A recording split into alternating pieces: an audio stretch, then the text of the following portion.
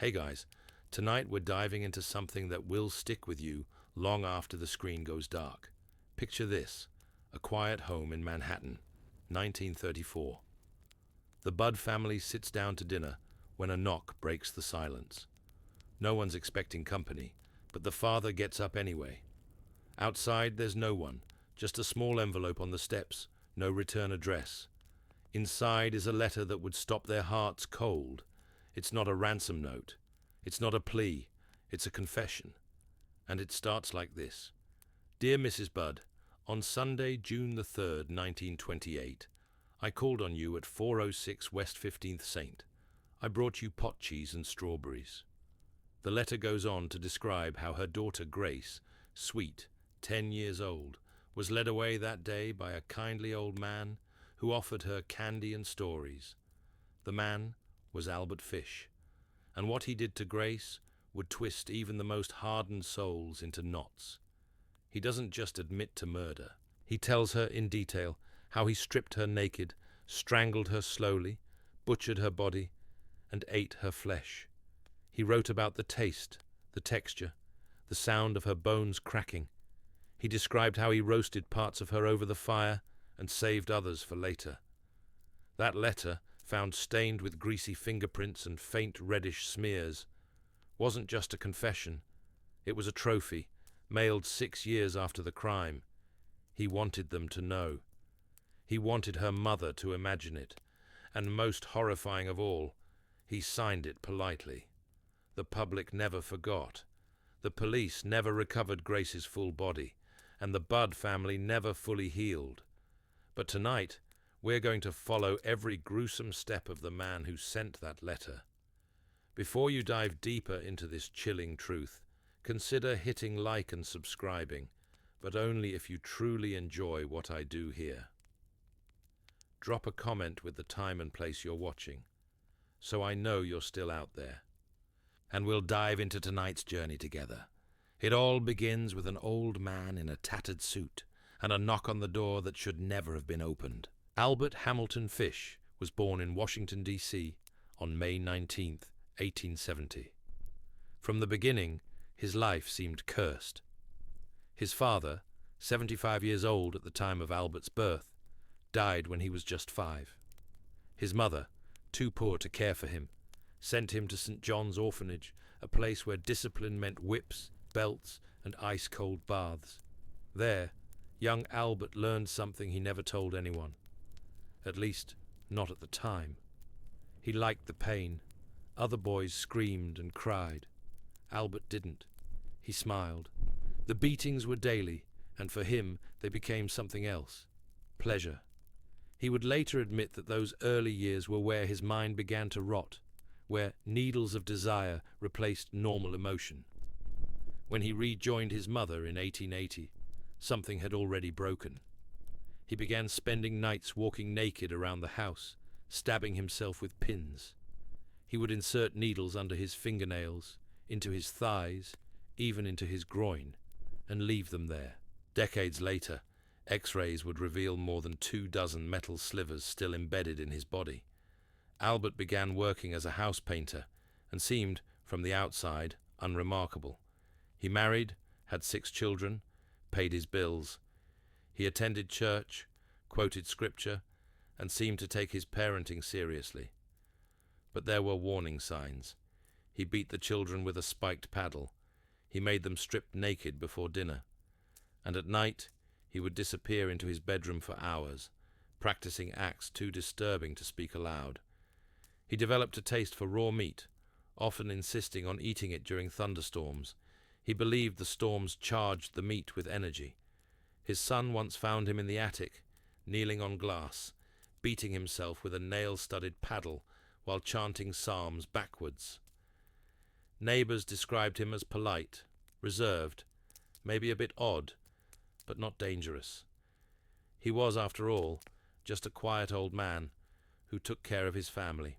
What they didn't know was that Albert had begun writing letters. Not just any letters, unspeakable ones. He sent anonymous notes to women whose names he found in classified ads. He described how he wanted to punish their children.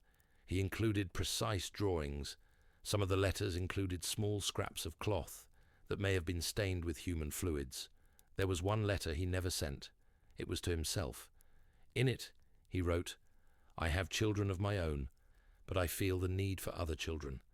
I feel the need for pain, for taste, for what is red and warm and ends with a scream." From the outside, he remained invisible. An old man in a suit, always alone, always polite, always watching. June 3rd, 1928. The Budd family was struggling. Working class, 5 children, and barely enough to eat. So when a man named Frank Howard knocked on their door, claiming to be a farmer looking for a strong young helper, they welcomed him in. He was elderly, frail-looking, with a soft voice and kindly eyes. He said he owned a farm in Farmingdale and needed help with chores. He offered room, board, and $15 a week, a dream to a boy like Edward Budd. Albert Fish had answered a newspaper ad placed by Edward, who was 18 at the time. But when he arrived at the apartment on West 15th Street, his attention shifted to someone else entirely. Grace, 10 years old, innocent, sweet, and entirely unaware that the man smiling at her wasn't smiling at all. Inside his mind, Albert Fish was already disassembling her body. He returned a few days later, this time with a strange proposition. He invited Grace to a niece's birthday party. He insisted her parents let her go just for the afternoon. Her mother hesitated, but the man was so polite, so calm. He even brought strawberries and fresh pot cheese as gifts.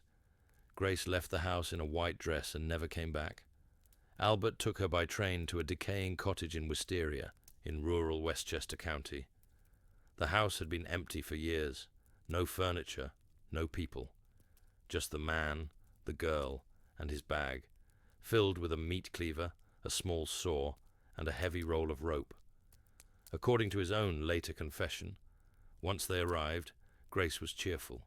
She picked wildflowers outside the house while he prepared inside. He stripped naked, watching her from the window. Then he called her in. He said she was hesitant at first. The house smelled like mold and dust. He told her to wait upstairs. She did. That's where he attacked. He grabbed her from behind, muffled her scream with a rag, and choked her until she stopped moving. But he didn't stop. He took out the knife. He described in his letter and in court how he cut into her abdomen, how he tasted her raw flesh, how he cooked parts of her in the small fireplace downstairs. He said he ate her over several days. When police later searched the abandoned house, they found clumps of hair, bloodstains in the floorboards, and a pile of ashes laced with bone fragments. But no body, no Grace. And yet, the most horrifying part came 6 years later, when that letter arrived. The letter where he described how he roasted her buttocks in the oven, seasoned them, and how tender they were. He mailed that letter not to taunt police, but to haunt her mother, and he signed it. Yours truly, A. Fish. Albert Fish didn't stop with Grace Budd. In the shadows of New York's slums, children were vanishing. Not in droves, just one here, one there. Enough to be overlooked. Enough to be ignored. But to Albert, each child was a course in an endless feast. One of his earliest known victims was a boy named Francis McDonnell, only 8 years old. On July 15th, 1924, he disappeared while playing near his home in Staten Island. His body was discovered hours later, hanging by his suspenders from a tree in the woods. His legs were spread apart, his face frozen mid-scream. A strangulation mark around his neck was accompanied by signs of blunt trauma, and most disturbingly, a deep gash across his groin. Witnesses reported seeing an elderly man with a grey moustache and twitching hands wandering the area earlier that day. They remembered the way he rubbed his palms together, the way he smiled too wide at the children, the way he seemed hungry. Police never made an arrest. Then came Billy Gaffney, 4 years old. Disappeared in February 1927 while playing in the hallway of his Brooklyn apartment building. His playmate said the boogeyman took Billy. That's all he could remember. His tiny coat was later found on the roof of a nearby building. Billy was never seen again. Years later, Albert Fish confessed. In a letter to his attorney, he detailed everything. "I brought him to the Riker Avenue dumps," he wrote. "There is a house that stands alone. I stripped him naked, tied his hands and feet and gagged him with a piece of dirty rag I picked out of the dump. Then I burned his clothes. I cut off his ears, nose, slit his mouth from ear to ear, gouged out his eyes. He was dead then. I stuck the knife in his belly and placed my mouth to his body and drank his blood." The next paragraph described how he cut the boy's body into pieces, cooked them with onions and carrots, and ate them over the course of 9 days. He noted that his little monkeys behind was the most tender. Each murder followed the same grotesque rhythm: lure, isolate, torture, consume. Albert wrote about them with religious fervor. He believed God was speaking through him. He carried clippings of Bible verses with him, quoted them as justification. In one of his delusions, he claimed the apostles encouraged him to taste human sin, literally. His tools were always the same: a rope, a knife, a cleaver. His preferred victims, young, trusting, unnoticed. He blended into the background, a phantom in a sea of broken families. And he kept trophies, bits of cloth, buttons, blood-streaked pages. In his rented rooms, he pasted newspaper articles about the disappearances onto his walls, circling the names with trembling hands. The press dubbed him the Grey Man. Others called him the Brooklyn Vampire. But Albert Fish didn't want a name. He wanted silence, and the sound of small bones breaking beneath his teeth. The investigation into Grace Budd's disappearance had long gone cold by the time that letter arrived in 1934. 6 years of silence had eroded every lead. But when her mother handed that trembling page to the police, covered in horrific detail, signed by a man who called himself A. Fish, something shifted. Detective William King, a hardened veteran of Manhattan's Missing Persons Bureau, took the case personally. The letter wasn't just sick, it was specific. The handwriting, the stationery, the postmark, each piece gave King a direction. But still the trail was slippery. The return address was fake. The name was fake. Even the details of the farm in Farmingdale? Fabricated. But the envelope, that was real. It had been postmarked from an apartment house on East 52nd Street. King began the long, tedious process of interviewing every tenant, tracking every delivery, and following every visitor. Most had no clue, until one of the landlords mentioned an elderly man, quiet, odd, always carrying scraps of paper and a leather satchel, who had once stayed in room 2B under a different name, Robert Fisk. It was close enough. Weeks later, Fish returned to that same boarding house. He was calm, composed. He didn't know he was being watched.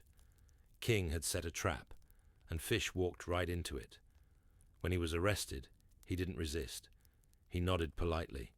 His pockets were filled with crumpled notes, dried-out sausage links, and a small knife. At headquarters, he confessed to Grace's murder within minutes, not out of guilt, but with the pride of an artist explaining his finest work. "I didn't rape her," he clarified. "I had no need. Her meat was sweet enough." What he said next chilled even the seasoned officers. Fish claimed that voices from God told him to do it, that angels had instructed him to offer pure children as sacrifices, that he had fasted for days to cleanse himself before each act. And he wasn't finished. Fish admitted to other murders. Dozens, he claimed, but the details were hazy, intentionally buried. When pressed for proof, he smiled. "You won't find them," he said. "I never buried the same way twice." In his small, filthy apartment, police found horror.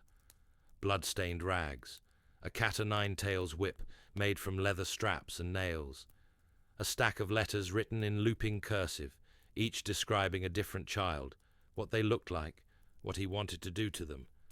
But most disturbing was the X-ray. Doctors had ordered it after he complained of pain in his pelvis. What they saw was shocking even to medical professionals. 29 needles were embedded in his groin and abdomen, some rusted, some still sharp. He had inserted them over years, a ritual of control, of stimulation, of something deeper and darker than even cannibalism. The trial that followed was a circus of insanity. But one question haunted every investigator who touched the case. If that letter had never been sent, would anyone have ever stopped him? The courtroom in White Plains was packed. Journalists from across the country filled the benches. Sketch artists hunched over their pads, and a thick tension clung to the air like smoke. Albert Fish sat quietly, a wiry, fragile man in his 60s. His grey hair was neatly combed.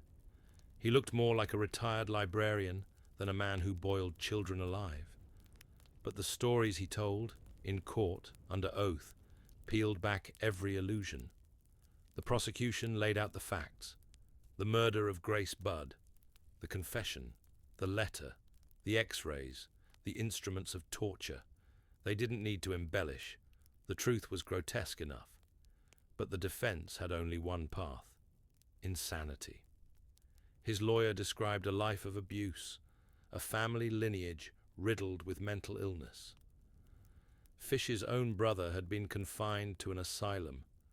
His uncle suffered from religious delusions. His mother hallucinated. And Albert? He claimed to receive messages from God through pain. He believed he was another Abraham, ordered to offer his own Isaac in sacrifice. On the stand, psychiatrists diagnosed him with sexual psychopathy, masochism, and sadistic tendencies beyond classification. One doctor said, "In all my years, I have never seen a case so deeply rooted in fantasy and flesh." But still, there was a problem. Albert Fish knew what he was doing. He planned. He calculated. He used aliases, fake addresses, costumes. He kept trophies. He tried to avoid detection. These were not the actions of a man unaware. These were the signs of someone who took pleasure in the orchestration of agony. Then came the twist no one expected. One of Fish's children, a grown son, took the stand.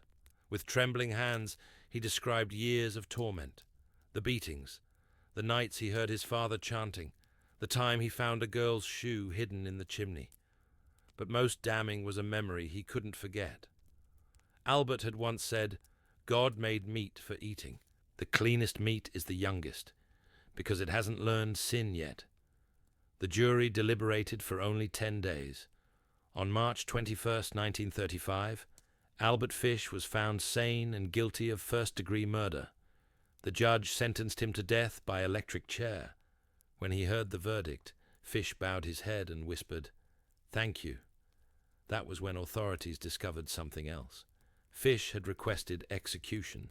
He believed the electric current would be the ultimate pain, and thus the ultimate pleasure. He wrote to his lawyer before the execution, "It will be the supreme thrill, the only one I haven't tried." On January 16th, 1936, at Sing Sing prison, Albert Fish was strapped into the chair. His last meal? A raw steak and strips of bacon. Witnesses say he showed no fear. He smiled slightly. The switch was thrown, but something went wrong. The electric current short-circuited. It took 2 jolts. Later, prison officials discovered that the needles in his body had conducted the current, disrupting the first surge. In death, as in life, Albert Fish had made sure he felt everything. After his execution, Albert Fish's body was cremated. No headstone, no ceremony, just a quiet erasure, as though wiping away the memory of what he had done might be possible. But it wasn't. Grace Budd's family never recovered. Her mother refused to throw away the letter, not out of sentiment, but as proof. Proof that her daughter had existed, that someone had cared enough to confess, that somewhere in those sickening lines the truth still breathed. The other families, Francis MacDonald, Billy Gaffney, and the unknown, Unclaimed children who may never be named were left with less. No bodies, no funerals, only suspicion and silence. Police departments across New York reopened cold cases after Fish's arrest. A few were tentatively tied to him. Most weren't. He had moved too often, used too many names. The only consistent thread was the scent of rotting meat, a missing child, and an old man who smiled too much. Some say he killed over 100. Others think he made most of it up. But one thing was certain. He believed in what he did. To Fish, pain was divine. Suffering was sacred. The line between predator and prophet had been erased in his mind long ago. He didn't kill out of rage or hate or greed. He did it because he believed it was right. Even now, the case still haunts criminal psychologists. He remains a textbook of perversion and delusion, a mind so twisted it defies easy labels. Not a monster, not a madman, something in between. And perhaps most disturbing of all is how close he always was.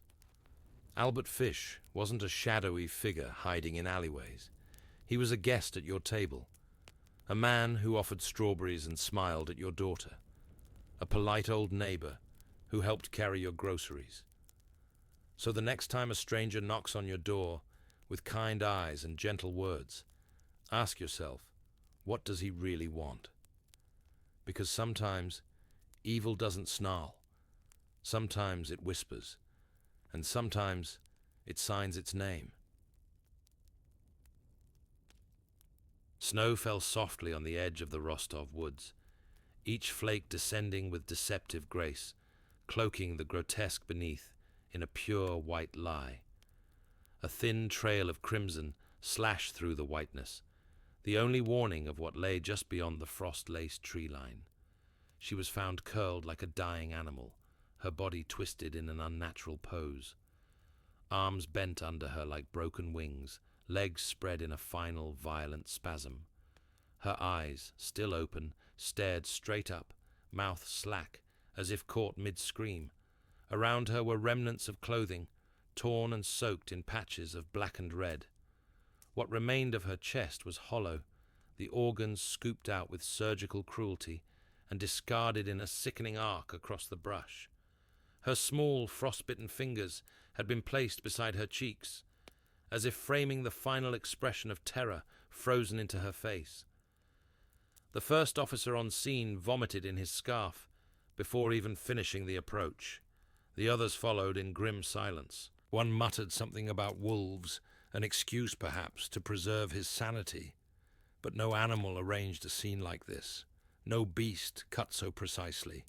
No accident left a child with lips sewn shut with pine needles. The snow soaked up the horror like a sponge. In a few hours, even the blood would vanish beneath the ice. A crime with no witnesses, no noise, no struggle anyone heard. Just a vanished child and a gruesome discovery. The only clue was the positioning.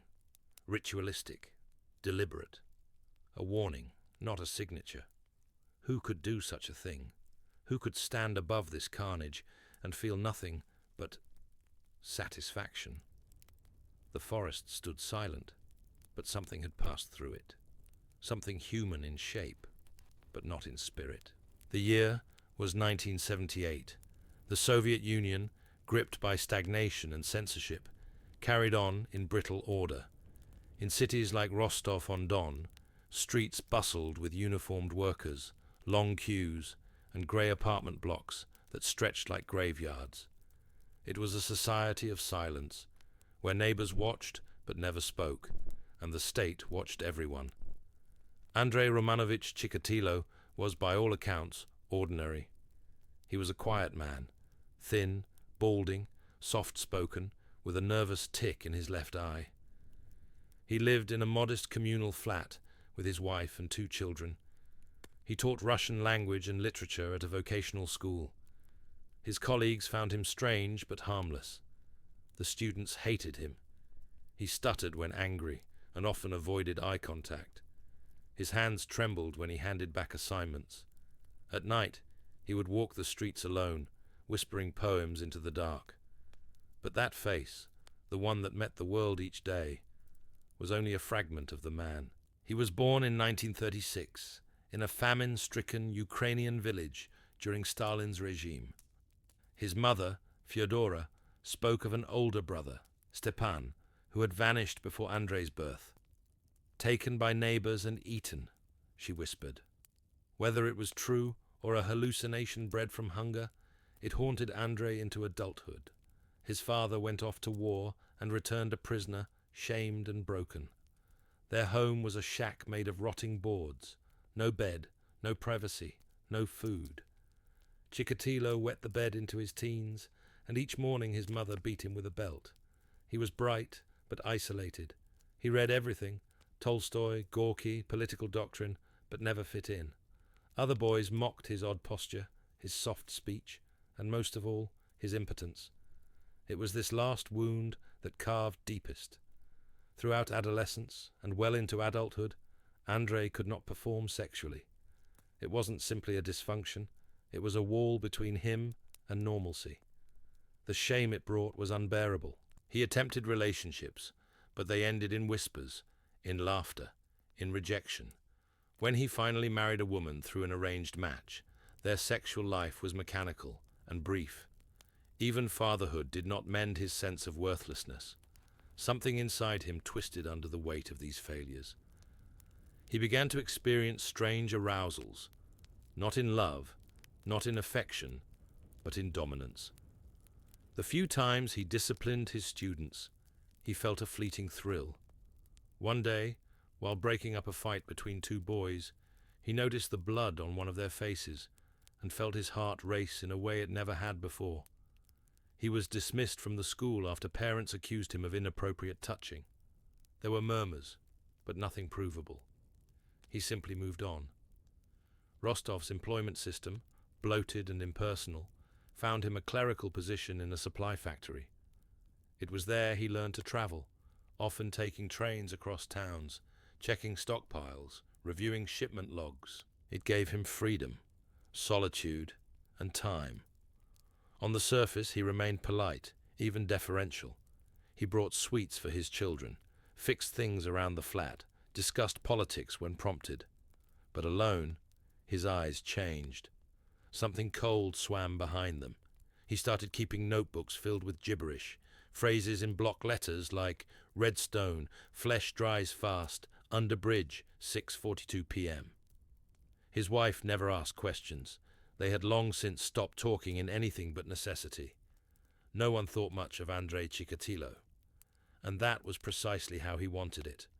He spent more and more time at train stations, not traveling, just watching. He studied people the way one might study blueprints, learning movement patterns, weaknesses, who was alone and who would not be missed, especially children, runaways, the mentally impaired, the forgotten ones. He learned that the world rarely noticed when the disposable disappeared. By the late 1970s, in the back alleys and train yards of southern Russia, children were vanishing. One here, another there. Always quietly, always when no one was looking. Rumors began to spread, but in the USSR, fear was easily drowned in bureaucracy. Local police filed a report, closed a folder, moved on. But Andrei did not move on. He had found something, a door into a kind of ecstasy he had never felt before, but only glimpsed. The beast was still sleeping, but it was dreaming of blood. It began with a girl named Lena Zakotnova, December 22nd, 1978. The train station at Shakhty, a grimy coal-mining town nestled within Rostov Oblast, was nearly deserted by late afternoon.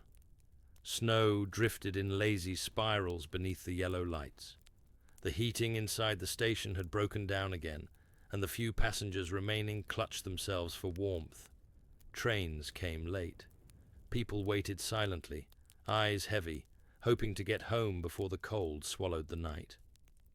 Lena was 9 years old, small for her age, wearing a second-hand coat 2 sizes too big. She had spent the day visiting relatives and was now heading home alone. Her mother had trusted her to make the short journey, a common practice then. Everyone believed the Soviet system protected its own. Andrei Chikatilo stood beneath the flickering platform light, a briefcase dangling from one hand. He had spotted Lena the moment she entered the station. Something about the way she looked around, uncertain, unescorted, triggered something deep in him. Not just lust, something darker, need. He approached her gently, in that soft, deferential tone he used with his students. "Where are your parents?" he asked. She didn't answer. "Train's late," he continued. "You'll freeze out here." He offered to walk her to a warmer waiting area, one near the cargo depot, where workers had long since clocked out. She hesitated, then followed. Behind the freight warehouse, the snow was untouched. The wind whistled low, like a warning unheeded. There were no cameras, no witnesses, only the crunch of his footsteps and the softer ones following behind. Once they reached the shed, he stepped inside first, opened the door for her. She smiled faintly. She never even screamed. The attack was fast, but not frenzied. Chikatilo struck her with his elbow, knocking her into a stack of crates. She hit her head. Dazed, she looked up, and in that moment, he felt it. His arousal surged not despite her pain, but because of it. He knelt on her, pinning her wrists, and began to stab her, not in vital organs, but across her torso, thighs, face. With each plunge, his breath grew more erratic. He mutilated her body, even as she twitched, still alive, eyes wide in disbelief. There was no logic to the placement of his wounds, only a growing, uncontrollable compulsion to destroy what had once been whole. At some point during the attack, he climaxed. It was the first time in years. When it was over, he sat beside the body, trembling not with guilt, but euphoria. He reached into her chest, pulled free a piece of soft tissue, he didn't know why, and held it in his palm for minutes before casting it into the snow. The shed was silent now, except for his breath and the low moan of the wind pressing through the cracks in the boards. He arranged her body, legs outstretched, arms crossed at the chest. He placed her shoes beside her head, a strange, almost reverent gesture. Then he cleaned his knife on her coat, buttoned it back up, as if to hide the damage, and slipped away into the night. Lena was reported missing hours later. A minor search was conducted. Her body wasn't found for 2 days, by a janitor clearing snow behind the depot. The town fell into quiet panic. A child, murdered, mutilated. This didn't happen here. And yet the wounds weren't attributed to ritual or lust. Officials speculated a mentally ill vagrant or a crime of passion. Pressure came from above to produce a suspect. A young man named Alexander Kravchenko, previously convicted of rape, became the scapegoat. His record, his proximity to the scene, his awkward demeanor, all enough to convict. He was arrested, coerced into confessing, and executed by firing squad in 1983. But by then, Chikatilo had already killed again. He had discovered something in himself that night in Shakti, something he didn't fully understand, but could no longer resist. It wasn't just sexual, though that played a role. It was about control, power, watching life leave the eyes of a child, and knowing he had taken it. No one had seen him. No one had suspected him. And inside, the emptiness that had haunted him for decades was briefly quiet. It wouldn't last. The hunger returned. It didn't take long before Andrei Chikatilo killed again. In fact, the very absence of consequence from his first murder became the final permission he needed. Whatever thin thread of control had held him back was now severed. The beast had tasted blood, and it wanted more. The next victim was a teenage runaway, Sergei Kuznetsov, barely 15, with nowhere to go and no one to notice he was gone. Andrei spotted him near a bus depot in Novoshaktinsk in late summer of 1981. Sergei had approached him for cigarettes, which Chikatilo always carried, not for himself, but for moments exactly like this. He lured Sergei into the woods under the guise of offering food and money. He told him he had a quiet place to stay, just a short walk. It wasn't. Deep in the trees, Chikatilo struck. But this time, he was slower, methodical, each movement calculated. He tied Sergei's hands behind his back with a length of cord pulled from his own coat. Then, using a small folding knife, he began to carve shallow slices into the boy's torso, watching his muscles twitch involuntarily. Sergei screamed. It didn't matter. No one was near enough to hear. When the killing was done, after over 20 separate stab wounds and a gouging of the eyes, Chikatilo did something new. He removed the boy's genitals and stuffed them into his mouth. Then he positioned the body in a sitting posture, back against a tree, arms hanging limp like a discarded doll. By the time police found the remains 3 days later, animals had already gnawed the face. It became a pattern. From 1981 through 1984, Chikatilo murdered at least 17 more people, boys, girls, teenagers, even a few adult women. His selection was opportunistic, but his signature was unmistakable to anyone who dared connect the dots. Eyes gouged out, clothing shredded, often with surgical incisions, missing organs, especially genitals and tongues, limbs arranged with eerie precision, always in remote areas, forests, abandoned buildings, ditches near train yards, always near transit routes, always when no one was looking. Some bodies were never even identified. They were too disfigured. The violence escalated. Chikatilo began carrying a travel bag filled with rope, knives, and plastic sheets. He grew bolder. He started killing in daylight, in parks, in places where the echo of a scream might carry. Each murder brought with it a moment of rapture, a silence inside him that he had never known through normal life. It was the only time he felt complete. He kept meticulous notes, encoded symbols only he understood. He called his victims mistakes in one column and cleansings in another. He believed the violence somehow purified him, made him real. In 1983, he killed a 5-year-old boy and scattered his internal organs in a spiral around the corpse. Another victim was found with branches shoved into the eye sockets. Police refused to acknowledge a pattern, fearful of public hysteria and the official stigma that serial killers were a Western phenomenon. There are no monsters in the workers' paradise, the party insisted, but the streets whispered. Parents stopped sending children alone on trains. Some families moved away entirely. And still, the bodies turned up. One in a swamp, one under a bridge with fingernails missing, one in a drainage pipe, partially burned. He left behind little forensic evidence, no fingerprints, no hair. His weapon was always taken with him. He burned his clothes afterward. He learned to wear gloves. He watched investigators from afar, walking past police lines with a blank expression. No one stopped him. The most chilling murder came in early 1984. A young girl, Yelena, just 10, vanished near a small park in Bataisk. She had been walking home from school. Her mother saw her from the balcony, waving before turning the corner. She never arrived. Her body was found buried shallowly near a playground, but not fully buried, as if meant to be found. She had been strangled, dismembered, and disemboweled. Her heart was missing. Beside her body, pressed into the earth, was a single pine cone. The medical examiner noted the post-mortem mutilation had taken hours. Her corpse had been repositioned several times, not by necessity, but ritual. The killer had spent time with her, had savored it.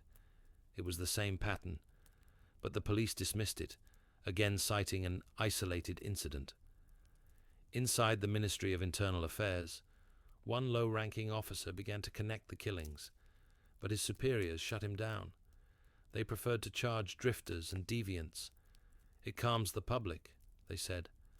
Meanwhile, Chikatilo walked freely, a shadow slipping between towns, a man with a briefcase and a kind face.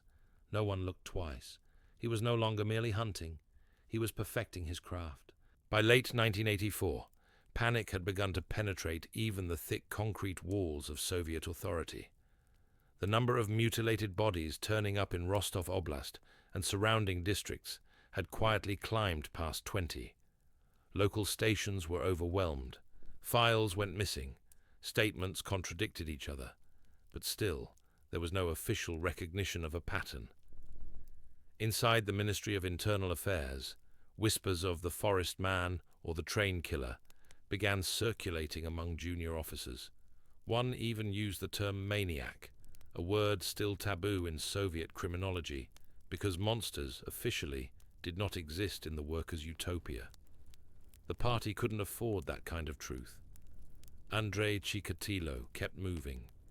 He traveled on work-related inspections, rarely staying more than 2 days in any town. His job with the raw materials department gave him access to train passes and overnight vouchers. No one questioned his expenses. The trains gave him anonymity. The stations gave him victims. He would choose them like fruit from a market stand, quietly, watching from a distance. Children left unattended, runaways loitering, young women who didn't board the right train. One girl, Larisa, just 13, was coaxed off a platform at Kamenskaya station with the promise of chewing gum, an exotic treat in the Soviet 1980s. Her body was later found in a wooded grove nearby. Autopsy reports revealed 47 knife wounds. Her nipples had been bitten off. Another victim, a teenage boy, was found in a drainage canal, his abdomen opened, entrails stretched outward like tentacles. His eyes were gone. Police drew no connection. Different jurisdictions, different files. The few surviving witnesses described a polite man or a calm uncle type. One woman said he smelled of antiseptic. Another remembered him feeding pigeons just before luring her son away. A 9-year-old girl escaped once. Her name was Tatiana. She was found wandering near a forest path in a state of shock, her clothes torn, bleeding from one arm. She told investigators a man had grabbed her, taken her into the trees, but she bit his hand and ran. She described him as a teacher. Soft voice. Old man eyes. He didn't scream, she said. He just breathed like a dog. Police questioned her briefly, then dismissed her story. They suspected her father. Meanwhile, the pattern deepened. Bodies were now turning up in more elaborate displays, one arranged in a crucifix pose, one with coins stuffed into her mouth. One boy had a sock sewn into the wound where his tongue had been. All the while, internal pressure built. Newspapers were silent. But the party wanted answers, arrests, closure. So the police delivered scapegoats. A mentally disabled teenager was charged for a killing in Novocherkassk. He confessed after 14 hours without food or water. Another man, a war veteran with PTSD, was found hanged in his cell after being accused. Officials called it an admission of guilt. All lies. The real killer was still traveling, still watching. And then, in September 1984, a breakthrough, but only by accident. Chikatilo had grown reckless. He murdered a young girl, Natasha Klimova, near Leskos station. Her body was found just hours later. Witnesses remembered seeing her with a man in a grey coat. One remembered his briefcase. The police brought in over 50 suspects. Chikatilo was among them. He stood out, not because of appearance, but because he matched an overlooked report from an earlier scene. A factory inspector with a vague travel log near a prior victim's location. They interrogated him. His nervousness was obvious. He couldn't explain the scratches on his hands. He contradicted his travel schedule. And then they searched his bag. Inside were a length of rope, a bottle of Vaseline, a kitchen knife, a cloth soaked in what appeared to be blood. He was arrested immediately, but the evidence was thin. The items were circumstantial. The blood was animal, not human. His work papers were in order. He had no prior convictions. No one could fathom this man, this awkward, apologetic father of two, being capable of such savagery. He was released after 3 months in pre-trial detention, just like that. The killings stopped, briefly, for nearly 2 years. Then, in 1987, they resumed, faster, more savage. 3 children in 1 month, all boys. One was missing his scalp. By now, a few investigators had begun to form a task force. Quietly, off the books, they kept photographs, mapping the killings on a wall with thread and pins. But their resources were limited, their reach restricted, their leads unreliable. Some began reporting strange dreams. One officer saw the same girl in his sleep 3 nights in a row, holding out her severed hands like an offering. Another claimed he heard breathing in the woods near a dump site, though no one was there. The investigators were breaking down. Chikatilo was not. To the world, he was just an aging clerk with tired eyes and stained teeth. But his hands were practiced, and the blood beneath his nails no longer haunted him. It thrilled him. In the autumn of 1990, an unseasonably cold wind moved through Rostov. The leaves turned brittle early that year, and the forests grew quieter. Children no longer wandered far from home. Parents, once indifferent, now held their sons and daughters close, with attention born not of rumor, but of resignation. Something was out there, something no one had been able to stop. Andrei Chikatilo knew it too. He had sensed the shift, the pressure building, the eyes on him. He tried to stop. He lasted a few months, but the hunger returned with an ache that would not be ignored. He chose smaller towns, quicker kills, and made the mutilations less elaborate. But the ritual still called to him. In November, he made a mistake. He approached a boy, Victor, at a train station in Novocherkassk. The child hesitated. Something about the man's face, or voice perhaps, made him step away. Another man nearby, a plainclothes officer, part of a small surveillance team now permanently stationed at key stations, noticed the interaction. They had been looking for someone, though they didn't know exactly who. Only a profile, male, middle-aged, neat, antisocial, likely employed in a state job that required travel. Chikatilo matched it perfectly. The officer noted his brief interaction, followed him discreetly. The man wandered the platform, aimless, then suddenly left without boarding a train. Odd behavior for a commuter. The next day, they saw him again, watching, waiting. They brought him in, quietly, unofficially. A background check revealed his prior arrest in 1984. That strange bag of items, the knife, the rope, the failed charges. Now the interest turned serious. They searched his apartment. They found scraps of paper, numbers, dates, place names. Many of them matched murder scenes. They brought in dogs. One alerted on the trunk of his coat. Blood. Old, dried, but human. When confronted, Chikatilo denied everything. Calm, almost amused. His demeanor never broke, until he was left alone in the interrogation room with Detective Konstantin Fetisov, who had studied him obsessively for months. Fetisov didn't yell. He didn't accuse. He just stared. "You've been at this a long time," he said quietly. "It must be exhausting." Something changed in Chikatilo's face. The corner of his mouth twitched. He looked at the floor. Then finally, "They never screamed the same way twice." From there, the truth spilled out, but not with remorse, with fascination. He confessed to 36 murders at first, then 53. The details were impossible to deny. He knew things only the killer could know. The angle of wounds, the locations, the victim's clothes. He described with clinical detachment how the climax came only when they struggled, when they bled. He admitted he had tried sex, even masturbation, but nothing worked until the killing. Only violence gave him pleasure.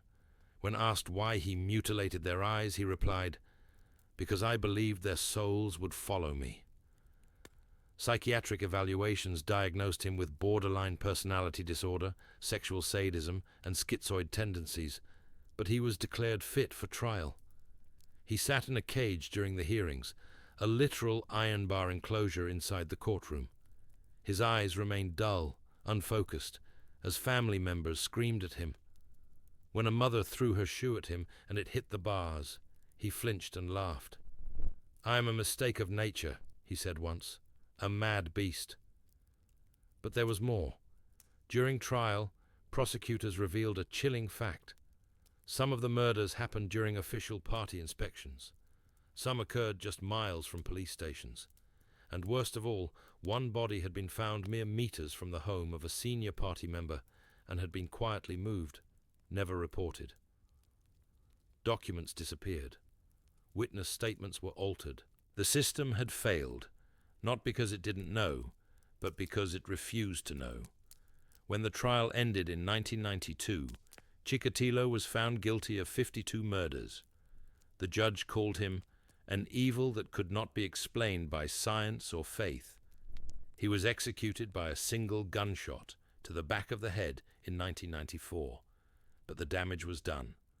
Investigators would later revisit records and realize something disturbing. Several earlier murder scenes bore slight variations. Different weapon, different wound patterns. Not all the victims were likely his. Was there another? Chikatilo never denied it. He only smiled, tilted his head, and said, "They watch me now, but not the others. Not the others." Years passed. The name Chikatilo remained whispered, not in classrooms or on television, but between neighbors, behind closed doors, in drunken confessions whispered over tea and cigarette smoke. People tried to forget, but they didn't. Because his crimes weren't just wounds on the bodies of children. They were cuts in the fabric of belief. Belief that monsters didn't exist, that systems protected, that the worst evils wore masks, not faces like your neighbors. In the town of Shakti, the shed where Lena Zakotnova had died was eventually torn down, but local children claimed to hear tapping in the woods nearby. "Like fingernails on metal," one boy said.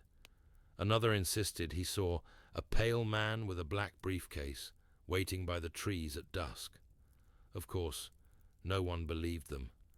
The forest near Bataisk, where a half-dozen bodies had been found over the years, became a construction site in the late 90s. Apartment blocks were built. Concrete was poured where blood once soaked the dirt. In 2004, a new family moved into one of those apartments. A mother, a father, and their daughter. The little girl began talking to herself in the hallway, laughing when no one else did. One night, she told her parents there was a man in the floor. She drew pictures of him, always the same. No hair, long nose, tiny eyes, and red around the hands. They moved out 6 weeks later. Some say the land remembers. That pain, when buried deep enough, doesn't rot. It ferments. But the more chilling truth might be this. Chikatilo wasn't unique. He was just patient, ordinary, a shadow that learned how to stand still long enough to become invisible. And if he was invisible once, who else might be now? After all, the apartment you just rented, the one at the edge of the woods, with the creaking pipes and that faint smell you can't place? What if that was where he made his last kill? And what if it wasn't his last? It was the stench that brought them in. Neighbors had complained for weeks, but Kansas City police finally arrived at 4315 Charlotte Street on a wet April morning in 1988. A thin stream of blood had crusted along the edge of the basement door, hidden unless you knew where to look. It was only after officers kicked it open that they saw the chair, the kind you'd see in a dentist's office, only darker, stained. And in it, what remained of a man. He had no name, not here. His body, naked and barely intact, was lashed down by ropes looped through metal eyelets drilled into the basement floor. A gag soaked in what looked like bile hung from his mouth. His eyes were open but ruptured, punctured with sewing needles, some still in place. One arm was broken in several places, set deliberately at wrong angles. There were burn marks at the groin, the flesh discolored and cracked. On the concrete beside him, a Polaroid photograph still developing, curling at the edges, showing the same man only a few hours earlier, still alive, mouth wide in a silent scream. Pinned to the far wall was a handwritten note. Day 3. Applied electric to genitals. No vocalization. Will increase voltage. He had been kept alive for days. Systematically destroyed. Documented. One officer vomited in the stairwell. Another stared at the workbench covered in surgical tools, most of them crusted with something brown and stiff. In a corner, a stack of labeled photos. Victim number 1, victim number 2, victim number 3. The question would haunt investigators and the city for years. Who could do such a thing? And worse, how long had it gone unnoticed? Before the basement and before the photos, Robert Berdella was just the odd man who ran a little shop on Westport Road. Bob's Bazaar, they called it. A cramped storefront in Kansas City's arts district, cluttered with bone jewelry, antique surgical tools, occult trinkets, and taxidermy that looked too lifelike. Berdella himself was polite enough, glasses too large for his face, hair thinning, soft-spoken in a way that made customers lean in to hear.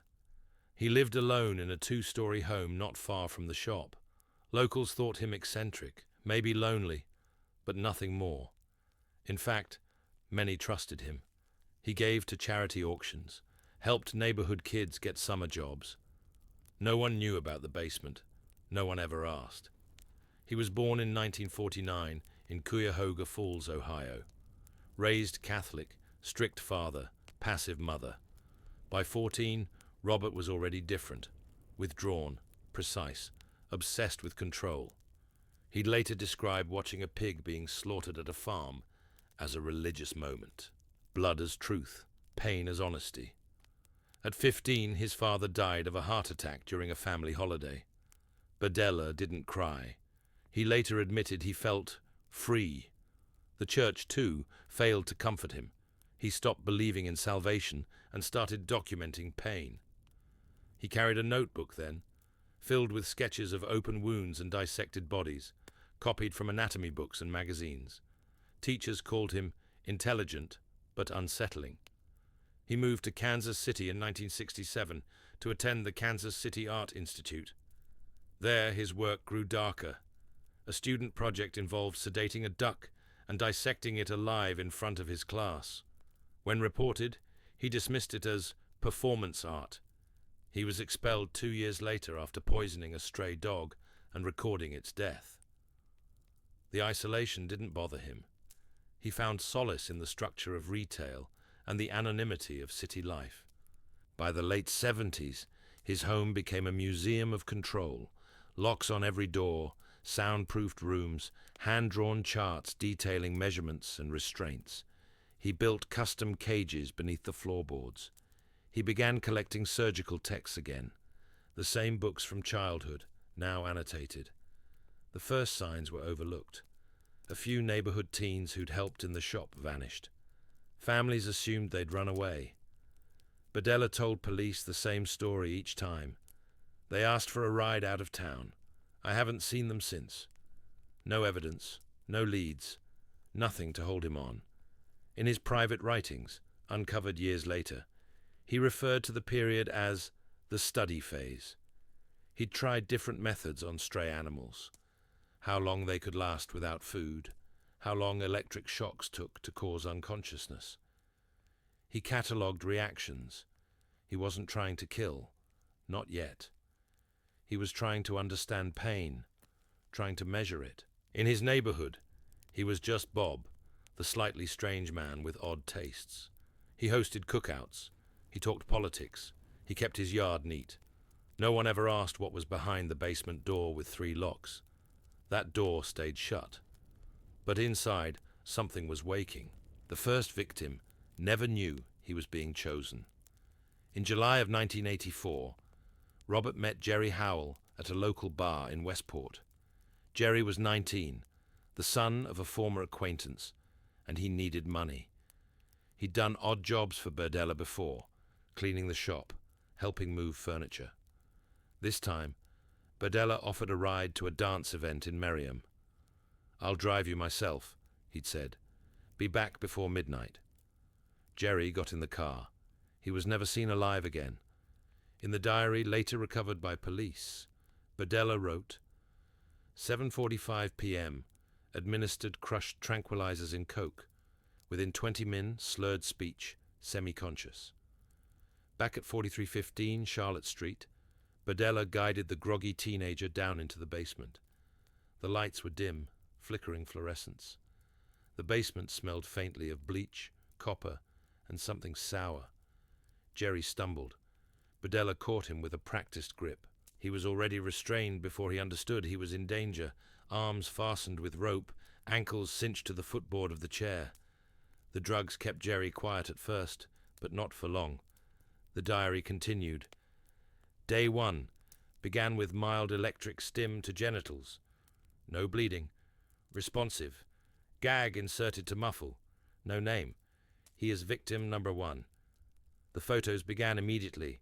Polaroids, each numbered. Jerry's eyes were open in the first, glassy but aware. In the next, his body flinched from electric shock. In another, a sewing needle protruded from his thigh. His jaw clenched in a silent scream. Berdella worked in intervals, always precise. He noted the time, the reactions, the adjustments. How many volts before muscle seized? How deep he could insert a catheter before blood appeared. Day 2. Spoke his name once. Corrected. Will refer to him only by number. By the 3rd day, Jerry's condition worsened. He was dehydrated. Berdella tried intravenous fluids, but punctured a vein. Blood ran down his arm and soaked into the chair's cushion. He urinated involuntarily.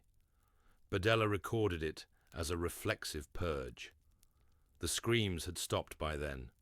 On day 4, Jerry died. Berdella didn't panic. He recorded the time of death, cleaned the body meticulously, then dismembered it with practiced ease. The remains were placed in black garbage bags, bones wrapped in newspaper. On trash day, they were left on the curb with the rest of the neighborhood's waste. Nothing out of place. That same week, Berdella attended a city council meeting. He smiled, shook hands, took a pamphlet about urban cleanup. He wrote in his diary that night, "Jerry didn't last as long as I'd hoped. Improvements required. Must prolong duration. Capture more of the pain curve. No guilt. No remorse. Only process. Control. Refinement." Upstairs, the house remained quiet. The windows were shut. The air conditioner hummed softly. To the outside world, Robert Berdella was just a private man living a private life. In the basement, the chair waited. The next one was even easier. 2 months after Jerry Howell's death, Berdella met Robert Sheldon. He was 23, homeless, and already spiraling. Sheldon had visited the Charlotte Street house before, sometimes staying a night when he had nowhere else to go. Berdella, always generous in appearance, let him in again. This time, the door locked from the inside. Victim number 2 lasted longer. Day 1, chloroform unsuccessful, too volatile, moved to sedatives, restrained and gagged, no reaction to initial pain stimuli. Sheldon was quieter than Howell, more passive. Berdella noted it as a less responsive subject. The photos show a man in slow collapse, eyes half-lidded, skin bruised along the ribs and thighs. By day 3, Berdella grew frustrated. He introduced needles beneath the fingernails, small incisions along the scalp. He pierced the optic nerve with an ice pick to induce disorientation, noting a faint gurgle of breath in response. Day 4, drilled hole in skull. Poured in drain cleaner. No movement after 3 HRs. Breathing shallow. Sheldon lived for almost 4 more days. There was no outburst, no emotional climax. Berdella treated him like a project, a study in endurance. When the body began to break down, he photographed the bloating, the skin sloughing from the soles of the feet. He labeled it Stage 4, pre-mortem decay. He had learned how to preserve control for longer now. He buried some remains in the backyard, burned others in the fireplace. Neighbors smelled something odd but dismissed it. It was summer. Trash rotted quickly. The pattern had begun. Victim number 3 was Mark Wallace, 20, directionless, trying to escape a thunderstorm when he knocked on Berdella's door. It was early June 1985. The lightning masked the screams. Berdella wrote that Mark reacted violently to the electric shocks. He was restrained more heavily than the others. A nylon cord around the throat, a dog collar embedded in the skin. Victim number 3, high pain tolerance. Subject became catatonic, disposed of on day 2. There was no rest between them. As time passed, the intervals shortened. Victim number 4, James Ferris, was found by chance at a bar, drunk and stranded. Berdella offered a ride. The diary entries became more confident now. He used abbreviations, diagrams. He had converted an entire basement wall into a system of mounted tools, syringes, and tagged restraints. Ferris lasted nearly a week. Day 3, electrodes attached to testicles. Subject convulsed, dislocated shoulder. Screamed entire session. Gagged, sedated. The photos from this period grew more elaborate. Victims posed in identical positions. Wounds aligned with previous subjects. Berdella began labeling muscle groups with a marker. A scientist documenting his own depravity. Victim number 5 was Todd Stoops, 25. A sex worker Berdella had known casually. Stoops was kept for over 2 weeks, sedated, revived, tortured. Berdella tried a new method, inserting caustic chemicals into the vocal cords. Stoops could no longer scream. Day 10. Attempted to train subject, rewarded silence, removed toenails with pliers, no major blood loss. By the end, Stoops was blind, incontinent, skeletal. Berdella took a final photo of him before death. The Polaroid shows Todd slumped forward, hands still tied, a faint smile carved into his lips with a scalpel. Each victim blurred into the next, their names forgotten, their bodies processed. Berdella no longer saw them as people, just numbers, data points, flesh. Kansas City continued unchanged above. The house on Charlotte Street remained quiet. Bob still walked to the shop, still sold antiques, still waved to neighbors watering their lawns. But beneath that house, time had stopped, and it was always day 1 for someone. The call came on April 2nd, 1988, just after 11 a.m. A man had been found, naked, bloodied, hysterical, stumbling along Charlotte Street with dog collar burns around his neck and deep lacerations across his wrists. His eyes were wild, unfocused. He couldn't explain where he'd come from, only repeated a name, slurred, Bob. Bob did this. That man was Christopher Bryson. He was supposed to be victim number 6. Officers arrived at 4315 Charlotte Street 20 minutes later. Berdella opened the door himself, barefoot, calm. There were signs of a struggle, a broken lamp, a shattered pair of glasses. In his pocket was a small bottle of sedatives. In the backyard, a bloodied towel. What they found inside was beyond anything they'd prepared for. The basement was cold and silent. The chair was still there, straps hanging limp. The walls lined with hooks and tools, each labeled meticulously. There were syringes filled with unknown chemicals, trays of pliers, forceps, and sewing needles. A wooden box contained human teeth. In the corner, a stack of Polaroids, hundreds of them. Men, restrained, screaming, mutilated. And beside the Polaroids, a series of spiral-bound notebooks, detailed, clinical. Victim number 4 reached tolerance threshold, tissue damage extensive, testicular nerve rupture, just terminal. Some officers refused to continue. Others stayed too long, growing pale and silent. The catalogue was immense.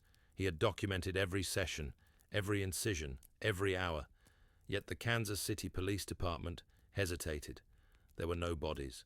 No bones. The garbage disposal had been used strategically. Remains reduced, bagged, buried, burned. There was no definitive count of how many died, only what Berdella had written. And even those pages were cryptic, methodical, unemotional. Neighbors were stunned. "Bob?" they said. "No, he ran a shop. He was polite." But others had wondered. There had been screams, muffled by summer air and thick windows. One woman recalled asking Berdella about strange smells. He told her his refrigerator had broken. Another remembered odd noises, metal scraping, a man whimpering. No one reported it. Not seriously. Why would they? The police reviewed missing persons reports, names that overlapped, weak connections. Howell, Sheldon, Stoops. They were all troubled youths. No one had looked closely. Now, under pressure, they searched deeper. Beneath the floorboards, they found bone fragments. In the crawl space, human vertebrae. In the yard, a partially buried skull. Still, not everyone believed it. There were whispers of something else. A neighbor's child claimed to see men in the house after Berdella's arrest, strangers in the windows. A priest who had once performed blessings nearby refused to enter the property, claiming a presence lingered there. Christopher Bryson spoke only once in full detail. He described how Berdella had tied his hands with piano wire, blindfolded him, shocked him with a metal rod attached to a car battery. He said Berdella promised to break him, to remake him. Bryson escaped by burning through his bindings with matches Berdella left accidentally nearby. He jumped from a second-story window with a broken ankle. Crawled, cried, survived. The court sealed many photos. The public saw only glimpses, blurry outlines of suffering, cropped images of wounds. The rest remained locked away, too graphic for broadcast.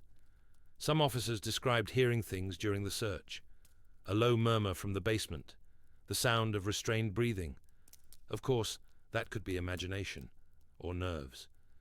But one officer, a veteran of 2 war zones, refused to return to the house even during daylight. When asked why, he said only, "Because I heard someone whisper my name, and I was the only one down there."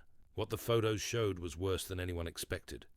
They filled 4 cardboard boxes, thousands of Polaroids, labeled by time and date. Most showed the victims during or after torture. Swollen faces, bodies bent in unnatural ways, flesh open to expose bone. But some were older, faded, preceding even Jerry Howell. A few dated back to 1981, before Berdella was supposed to have started. Investigators found a photo of a teenage boy, bound at the wrists, eyes wide. No name, no case file. A Kansas City youth who'd never even been reported missing. In another image, 2 men appeared in the background, obscured by shadow, but clearly assisting. And then the name, E. Brock, scribbled in the margin of one image. Edward Brock was a former classmate of Berdella's at the Kansas City Art Institute, a failed sculptor. He had disappeared in 1982, presumed a suicide. But phone records showed Berdella and Brock had spoken regularly up until that date. Another former student recalled seeing them together at a butcher's conference. Neither had training in meat processing. Under pressure, police reopened old missing persons reports. 4 cases matched Berdella's timeline, but had previously been dismissed due to lack of evidence or troubled history. All men, all transient, all last seen in the Westport area. Then came the note, found wedged behind a basement panel. Phase 1, observe. Phase 2, assist. Phase 3, replace. It wasn't Berdella's handwriting. They began to wonder. Had he learned from someone? Had he copied? A neighbor recalled seeing a second man around the house in the late 70s, tall, quiet, always looking down. Police sketched a composite based on old photographs. No match was found, no ID. And deeper still, beneath a floor tile, behind a stack of chemical jars, police uncovered videotapes. Berdella had not only photographed the suffering, he had filmed it, Each tape bore a single word: test, reflex, obey, and one labeled simply Brock. Only 2 investigators viewed the full footage. Both later transferred. One refused to speak to media. The other was briefly institutionalized. It was during these viewings that the timeline shifted. The images revealed a slow reversal in roles. Berdella, once passive, gradually taking control. But early footage showed him assisting, handing tools, holding restraints, while a faceless man gave instructions in a calm, measured voice. The man behind the camera was the teacher. Berdella had been the apprentice.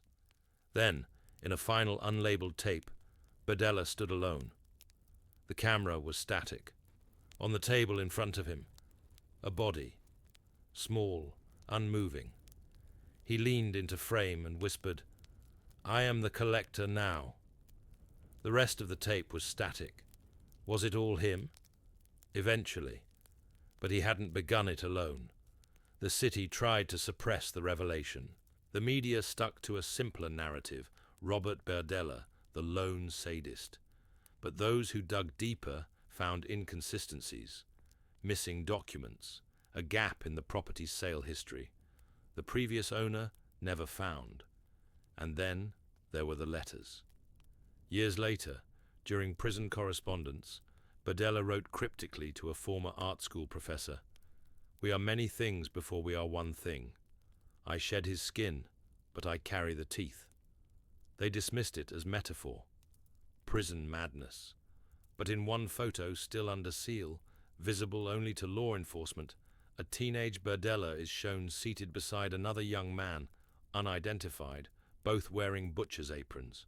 Between them on the floor, a pig's carcass, flayed open, smiling. There are no records of where the photo was taken. There is no evidence the other boy ever existed. And yet, in every tape, every diary, every scream, it felt like someone else was watching, just behind the frame. They demolished the house in 1993.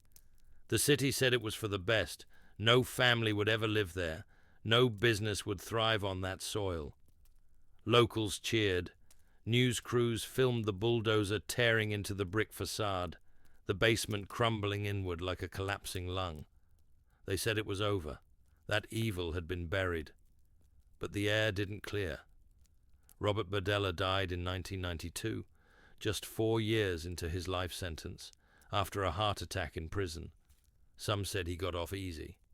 Others whispered that he'd been silenced. Before his death, he filed multiple appeals, not for innocence, but for recognition. "I want the full record out," he told a guard. "Let them see what pain really means." He never got that chance. The tapes vanished. A full dozen marked as evidence, logged into storage. Gone. The notebooks, sanitized. The photos, redacted. Only fragments remain. A few images leaked over time, always the same themes: darkness, restraint, slow decay. But one image, never released to the public, caused particular concern among the remaining investigators. It surfaced during an unrelated inspection of city records, misfiled in an archive box.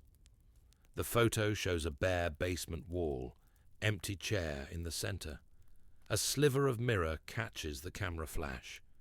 Reflected faintly in that mirror is a silhouette, too tall to be Berdella, thin, watching. There was no one else in the room. The photo was dated 1990, 2 years after Berdella's arrest. Rumors followed the demolition. Construction workers claimed their tools vanished, that they heard dragging sounds from beneath the rubble.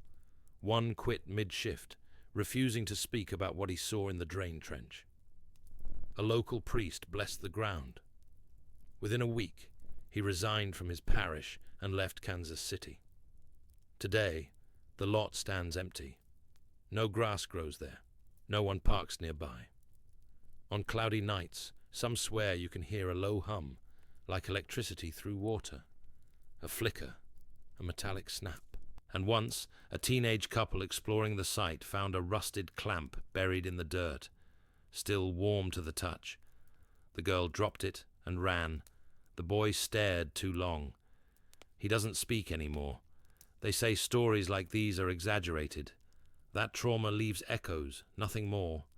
But late at night, when wind slides through old gutters and floorboards creak without cause, some still wonder, what if he's not the only one? What if the thing that made Robert Berdella still lingers? And what if the house you just moved into was built on its remains? She wasn't supposed to survive. In the early morning of March 22nd, 1999, a woman stumbled barefoot along a dirt road near Elephant Butte Lake, New Mexico. Naked, bruised, and wearing only a metal slave collar with a chain padlocked to the front, she waved her arms at passing cars, screaming incoherently. Her feet were bleeding. Her wrists were torn raw. She was shaking so violently that the police officer who found her had to wrap her in 2 blankets just to get her into the cruiser. At first, they thought she was on drugs. Her pupils were dilated. She kept mumbling about a tape that told her what was going to happen before it happened. She said there were voices, machines, and something called the toy box. The nurse who examined her found deep bruises on her thighs and back, signs of repeated restraint, and puncture marks that didn't match any medical needle. But what silenced the room was the way she flinched when the officer locked the interview room door. Then she broke. She said he chained her spread eagle to a metal table, blindfolded her, played a cassette. His voice came on, calm, friendly, explaining what would be done to her, not asking for permission, not threatening, just listing it. The nurse stopped taking notes when she got to the part about the dogs. Later that day, the woman led police back to a mobile trailer parked behind a small, dusty house on Bass Road. From the outside, it looked like a mechanic's workshop. Tools, a few broken-down engines. Nothing unusual. Then they opened the door. What they found inside would take weeks to catalogue, months to process, and years for anyone to forget. And somewhere, in the dark corners of that trailer, the cassette was still playing. David Parker Ray was born on November 6, 1939, in Belen, New Mexico, a town small enough to hide just about anything. His father was a violent alcoholic who disappeared for long stretches, and when he did come around, he brought gifts, magazines, not the kind meant for children. These were pulp horror, bondage illustrations, and black and white crime scene photos clipped from old detective rags. David was only 10. By 12, he was drawing his own sketches, women tied to tables, mouths sewn shut, eyes wide in terror. He didn't show them to anyone. He just folded them into his notebook and locked it in a box under his bed. Teachers remembered him as quiet, withdrawn, never violent, but never quite there. He barely passed high school, floated through jobs, joined the army briefly, then drifted into work as a mechanic. A man good with tools. That part would prove relevant. He had a daughter too, Jessie Ray. From the outside, they looked like an average family, blue-collar, unremarkable. They lived in Truth or Consequences, a town known for its strange name and hot springs. But behind their double-wide trailer, David was building something no one else in town could see. They called it the toy box. It was a 22-foot wide trailer, no windows, reinforced walls, soundproofed. Inside were racks of medical tools, leather straps, handcuffs bolted to the ceiling, syringes filled with unknown substances, and handmade devices that looked like something out of a medieval torture museum. Some of them were mechanical, some were alive. He kept detailed journals, hundreds of pages describing his fantasies and what he'd already done. He wrote about his need to condition his victims, break them down, erase their identity, and remake them as usable objects. But most chilling of all was the cassette tape. David recorded a welcome message for his victims. It was over 40 minutes long. He played it at the start of each session. Calm, measured, professional, as though it were part of a training course. On it, He explained how they'd been drugged, what was going to happen, who would do it, what tools would be used, and most disturbingly, that they would be released, with no memory, if they behaved. He played it over and over. He made them listen while they screamed. And he wasn't working alone. His girlfriend at the time, Cindy Hendy, had her own keys to the trailer. She helped select the victims. Sometimes his daughter did too. More than one survivor later told police they remembered two voices laughing outside the door. Ray worked on government property at Elephant Butte State Park as a maintenance worker. No one suspected the smiling old man in uniform. He always said hello, always tipped well, always left quietly. Meanwhile, in the toy box, women were chained for days. The screams didn't carry. The tape never stopped. The woman's name was Cynthia Vigil. She was 22 years old, a sex worker from Albuquerque. On March 19, 1999, she met a man who said his name was Steve, who offered her $20 for oral sex. She followed him into his RV, parked near a motel. Inside, she heard the click of a lock and then the sting of a badge. Cindy Hendy appeared, claiming to be an undercover cop. Before Cynthia could speak, she was handcuffed, gagged, and injected with something that burned. She awoke chained to a metal gynecological table inside a trailer. That was when the tape began. The voice was slow and polite. It explained how she was now a sex slave and how she would be trained, punished, and, if compliant, eventually released. The man on the tape went into precise detail, describing how her anus would be stretched, how her genitals would be mutilated, how electricity would be used to increase obedience. He talked about dogs, about other women, about devices. Then the real nightmare began. David and Cindy entered wearing masks. They referred to each other in code, master and mistress. Cynthia was blindfolded, but she could still feel everything. Rubber tools, metal clamps, something alive and growling, then a camera click. She was filmed, catalogued again. For 3 days, she was drugged, raped, electrocuted, waterboarded, and fed from a dog bowl. They made her repeat phrases. They beat her when she hesitated. They injected her with more sedatives when she screamed. And then, a mistake. On the 4th day, Ray left the trailer. Cindy Hendy was alone with Cynthia and briefly distracted. She left the keys within reach. Cynthia managed to unlock one wrist. Hendy noticed and lunged at her with a lamp, but Cynthia fought back, stabbing her with an ice pick.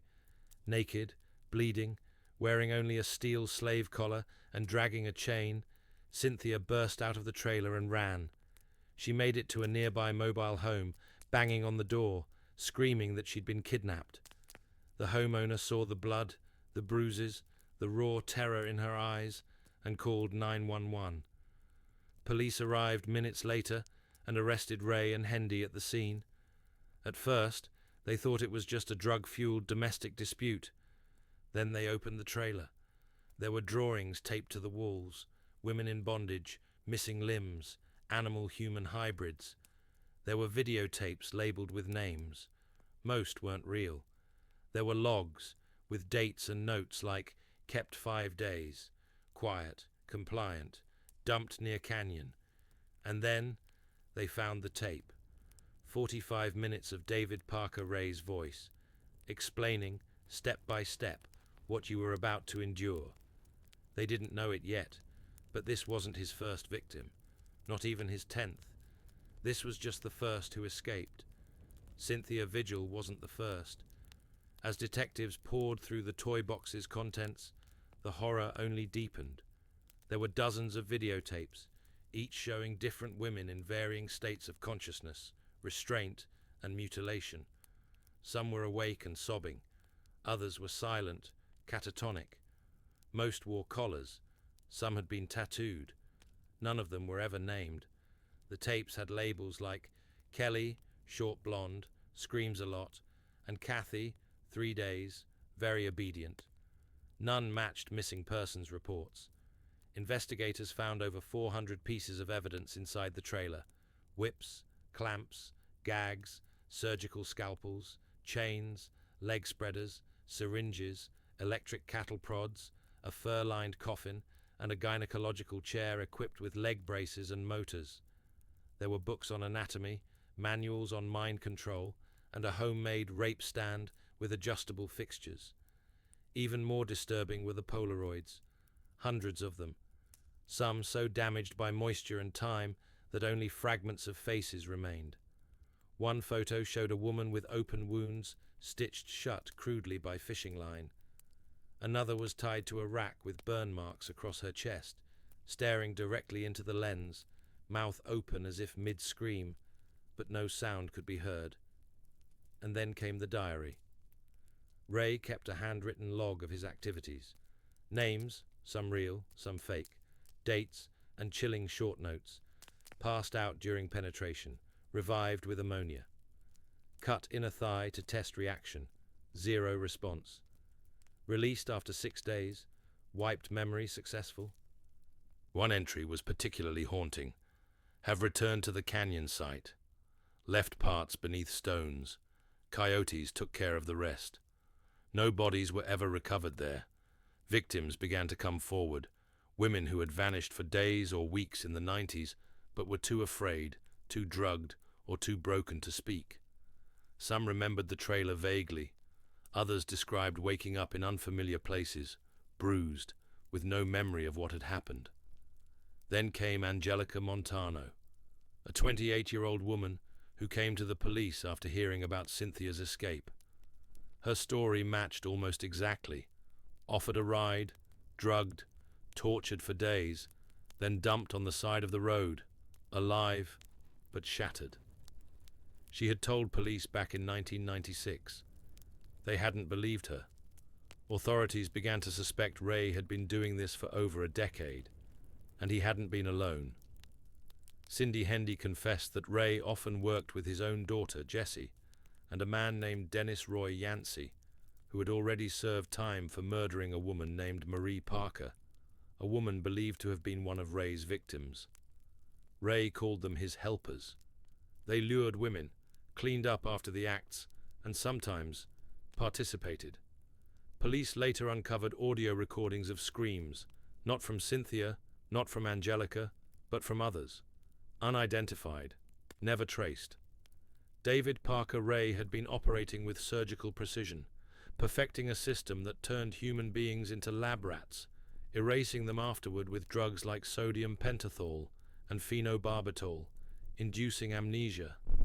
For every survivor, there were likely many who never left the trailer alive, but no one could say exactly how many, only that the machine was still warm when they opened it. The trailer was locked up. Evidence was bagged, labeled, and stored. David Parker Ray sat in a windowless cell, and yet, even then, the truth remained slippery. Cynthia Vigil's testimony was horrifying, but without physical injuries that matched all her claims, the defense began suggesting exaggeration. Angelica Montano was dead. She died of internal bleeding just weeks after talking to police. That left prosecutors scrambling for stronger witnesses. Then came Kelly Garrett. She'd gone missing in 1996 after a fight with her husband. Police assumed she'd left town, but Kelly hadn't left. She'd been abducted by David Parker Ray after meeting his daughter Jessie at a bar. She was drugged, brought to the trailer, and subjected to days of rape, torture, and recorded humiliation. Then, like the others, she was dumped, dazed, broken, and with no memory of how she got there. She returned to her husband. He never believed her. When police tracked her down 3 years later and played part of a video found in the trailer, she broke down. She remembered the tattoo Ray gave her. She remembered the collar. She remembered the tape. That moment changed everything. Police began to revisit cold cases in the region, particularly those around Elephant Butte Lake, and truth or consequences. Names like Marie Parker, Jill Troyer, and Yvette Martinez surfaced, women who had vanished under strange circumstances. Some were last seen with Jessie Ray, others with Cindy Hendy. Most were never seen again, but there were no bodies. The desert near the state park was vast. Bones unearthed couldn't be tied to anyone. Animals had scattered what little remained. Forensics were inconclusive.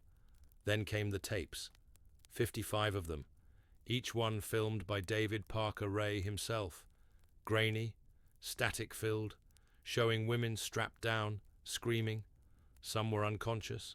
Others were forced to describe their abuse, to look at the camera, to beg. Police couldn't identify most of them. They released stills to the public. A few women came forward. Most didn't. The fear was too deep. The trauma, too lasting. Some victims had no memory. Others only remembered pain. A handful had scars, but no answers. At the center of it all, Ray remained calm. He denied murder. "I'm not a killer," he said in court. "I'm a sick man, but I didn't kill anyone." Cindy Hendy cut a deal. She testified against him in exchange for a reduced sentence. She admitted to helping him kidnap, torture, and drug multiple women. She confirmed the use of sodium amytal to induce memory loss. She described burying waste in the desert. But again, no bodies, no conclusive proof. Ray was charged with 14 counts of kidnapping, sexual torture, and conspiracy. Murder? That never stuck, because even in death, he left no fingerprints, just whispers, videos, scars, and a trailer full of unanswered questions. The plan was to try David Parker Ray for every victim who could speak, Cynthia Vigil, Kelly Garrett, and others whose faces had flickered across the grainy tapes, but who now existed only as fragments of memory and scars. But the legal process was slow, and Ray, ever the technician, knew how to delay. He pled not guilty to all charges, hired attorneys, sat through hearings with a neutral expression. His face betrayed nothing, even as tapes of screaming women were played aloud in court. Even as Cindy Hendy took the stand and recounted how they would laugh while watching the tapes together afterward, drinking beer and rating each woman's performance. But there was no murder charge. Despite years of documented abuse, not a single body had ever been recovered. Investigators were convinced he had killed. Cindy had spoken of Marie Parker, of Ray strangling her in front of her, of Dennis Roy Yancey, Ray's one-time accomplice, helping dump her body in a remote canyon. Yancey even confessed and led police there, but the desert kept its secrets. Bones turned up, bleached and scattered, but none could be conclusively tied to Marie, or Jill, or Yvette. Ray denied everything. No matter how much evidence they never had the one piece that would let the world label him a serial killer, a corpse. Then came tape number 17. It showed a woman tied to a chair, eyes wide, her breathing shallow. Ray's voice narrated calmly, describing the phases of her torture. But in the final frame, the camera panned to her feet, still twitching, then held on her face as it went still. No breath, no struggle, just silence. Still, without a body, it wasn't enough. They focused on Cynthia's case first. The courtroom was packed. She described in detail what had been done to her, the collar, the electricity, the rotating devices. She said she still heard the tape in her dreams, the one that started with, "Hello, bitch, we're going to have a lot of fun." Jurors looked sick. The prosecution was confident. Then, as the trial dragged into its third day, David Parker Ray collapsed in his cell. Massive heart attack. Dead on arrival. He never served a single day in prison. The case against him dissolved. The remaining victims never saw justice. The courtroom cleared. The trailer was locked, but the questions were louder than ever. Who were the women on the tapes? What happened to the ones who never came forward? How many graves lay scattered across the New Mexico desert? The FBI released facial composites. Some were identified, others were never claimed. Rumors swirled through truth or consequences. People said they always knew Ray was strange, that they heard screams late at night near the lake, that Jesse was spotted with missing girls, that Cindy once bragged about what they did to women out there. And yet, for years, no one called the police. The town was quiet now, but behind the diner, behind the gas station, behind the locked garage where the toy box had once stood, something still lingered. The trailer was dismantled, destroyed, its parts scattered, the evidence locked in storage. But the tapes, some were never found. The toy box is gone now. The trailer was dismantled, piece by piece, under federal supervision. The devices were burned, the journals sealed, the chains, the collars, the chair, all destroyed. But not everything could be buried. Cynthia Vigil disappeared from public view after the trial. She changed her name, moved cities, refused interviews. She once told a reporter that she still can't sleep near metal doors, that the sound of cassette tape spinning sends her into a full-body panic. "You don't understand," she said. "It wasn't the pain. It was the voice." Kelly Garrett rebuilt her life in fragments. She kept the tattoo David gave her, not as a reminder, but as proof, a scar that speaks when no one else will. Cindy Hendy was sentenced to 36 years, but eligible for parole in half that time. She's out now, living under a new name. Her official statement to the parole board? "I've learned from my mistakes." Jessie Ray served time. Not much. She still denies everything. No one knows how many women David Parker Ray abducted. The FBI estimated up to 60 victims. Others think it was closer to 100. There were entries in his diary no one could trace. Notes like, "Tried something new today. Kept her blindfolded the whole time. Buried deep. No one will find. Used the surgical saw. Took longer, but cleaner." They called him the toy box killer. But he was never convicted of murder. And that trailer? The one hidden behind the faded mobile home off Bass Road? Some say it wasn't the only one. Locals whisper that Ray had a second site, a backup dungeon somewhere in the hills, never found. Hunters sometimes report strange metal scraps half buried in the sand. Hikers tell stories about odd chains embedded in the rocks. And the wind, out near Elephant Butte, sometimes carries sounds no one can explain. They say justice was never done. They say some tapes are still out there. And they say, if you find an old RV in the desert, already unlocked, already open, don't go inside. Because maybe he never needed a lock. Maybe he always assumed you'd come in on your own. The body was found near the edge of the canyon trail, beneath the low-hanging branches of a eucalyptus tree, where shadows swallowed the early light. A woman walking her dog noticed something pale among the brush. What she first thought was a mannequin discarded in the dirt. The dog barked, tugged. She stepped closer. It wasn't a mannequin. The girl couldn't have been more than 20. Her hair, a tangled crown of chestnut waves, had been arranged around her shoulders with unnatural care. Her limbs, however, had been splayed out like broken branches. Her wrists showed bruises, purple handprints buried beneath the skin, and her blouse had been buttoned back up, inside out. Whoever had done this didn't just kill her. They wanted to stage her, frame her. There were no signs of animals nearby, no struggle in the dirt. Her face was clean, her eyes half open. The sunlight filtered through the canopy and rested gently on her cheeks, as if nature itself were trying to preserve what little dignity she had left. Detectives would later describe it as too neat. Nothing stolen, no clear cause of death at first glance, no signs of decomposition, but no blood either. The scene wasn't angry, it was quiet, and that silence said more than a scream ever could. In her left hand, still curled inward from rigor mortis, they found a strand of dark hair, not her own. And next to her foot, deliberately placed on a flat rock, was a Polaroid photo.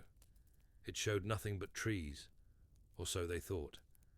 Only later, after blowing it up under forensic light, would someone notice a human figure in the far background, smiling, blurry, and holding what looked like a camera.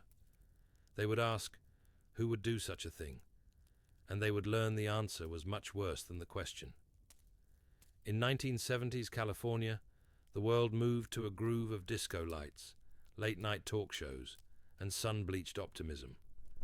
Los Angeles thrived in the illusion of fame, of being seen, whether through a casting call or the lens of a stranger's camera.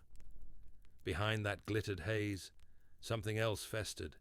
Girls vanishing off sidewalks, bodies turning up in dry gullies, and a man hiding in plain sight. Rodney Alcala fit the city like a tailored suit. Tall, handsome, with dark curls that framed a warm smile, he could disarm strangers in seconds. He spoke softly, with the cadence of a storyteller. Women described him as charismatic, artsy. He carried a camera everywhere, saying he was building a portfolio for a fashion magazine. "You've got the look," he'd tell them. "You should be in vogue." But behind that lens was something colder, something that had been growing since childhood.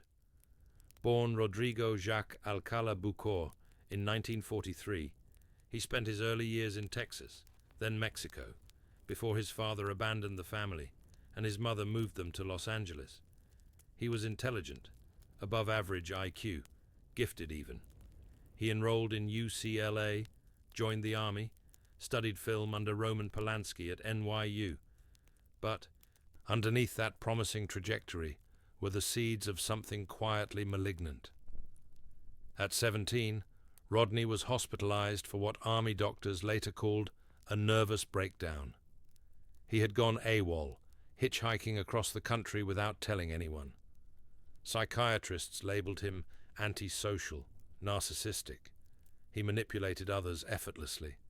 Diagnoses came and went, but one pattern remained.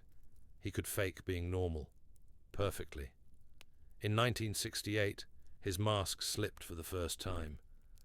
An 8-year-old girl was found clinging to life in a Hollywood apartment building. She had been raped and beaten with a steel bar. Rodney fled the state.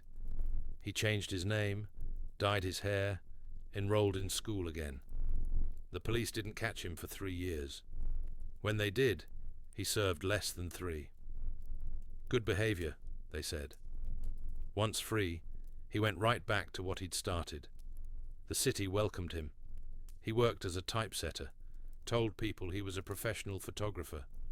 He hung around art galleries, pretended to be someone important. When he showed strangers his camera, they leaned in. When he asked, "Can I take your picture?" they almost always said yes. What people didn't know was that he was collecting them, not as photographs, but trophies. His storage locker, discovered years later, held hundreds of images. Women, girls, children, some smiling, some afraid, many never identified. To friends, Rodney was eccentric, but brilliant. He quoted philosophy and made strange jokes. One neighbor said he was odd, but harmless. Another remembered him carrying grocery bags filled with rope and duct tape. "For a project," he said. No one ever asked more. The most chilling thing about Rodney wasn't what he did. It was how ordinary he seemed doing it. He was even charming enough to make it onto national television. In September 1978, The Dating Game was taped in Los Angeles. A popular game show where a bachelorette asked 3 hidden male contestants questions, then chose one for a date. It was light-hearted, campy, America's favorite kind of innocence. Rodney Alcala stood behind curtain number 1, contestant number 2. He smiled, flashed his dimples. He wore a beige suit and called himself a successful photographer. The audience laughed at his answers. The bachelorette picked him. After the show, she refused to go on the date. "Something felt wrong," she later said. "The way he looked at me, it was like prey." She had no idea how close she had come. At the time of the taping, Rodney had already killed, and he wasn't done. It began the way many of his encounters did, casual, effortless, practiced. Robin Samso was 12, a lanky, freckled girl with long blonde hair and a gap-toothed smile. She was the kind of child that filled neighborhoods with laughter and scraped knees. In June of 1979, she had just gotten her first real job, A ballet student by day, she now delivered newspapers in Huntington Beach after school. That summer felt like a step toward independence. On June 20th, Robin asked her mother if she could ride her bike to a friend's house before heading to ballet class. Her mother agreed, but told her to be home by 4 p.m. She wasn't. Her friend Bridget later told police they'd been playing in the driveway when a man approached them. He had a camera, asked if he could take their picture for a photography contest. Bridget felt uneasy, said no. Robin hesitated. The man smiled, said she had a dancer's body.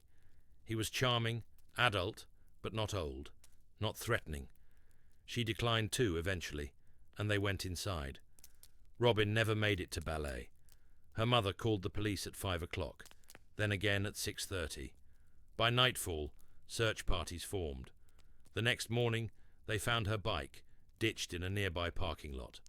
But Robin was gone. It took 12 days to find what was left of her. Deep in the Angeles National Forest, scattered bones were found by a park ranger. Animal activity had made identification difficult, but a pair of ballet slippers, half buried in leaves, told investigators they had found Robin. Her body had been mutilated, jaw shattered, bones burned in places. But someone had taken time with her. Her fingers were broken, likely one by one. The trauma to her skull indicated blunt force, then strangulation.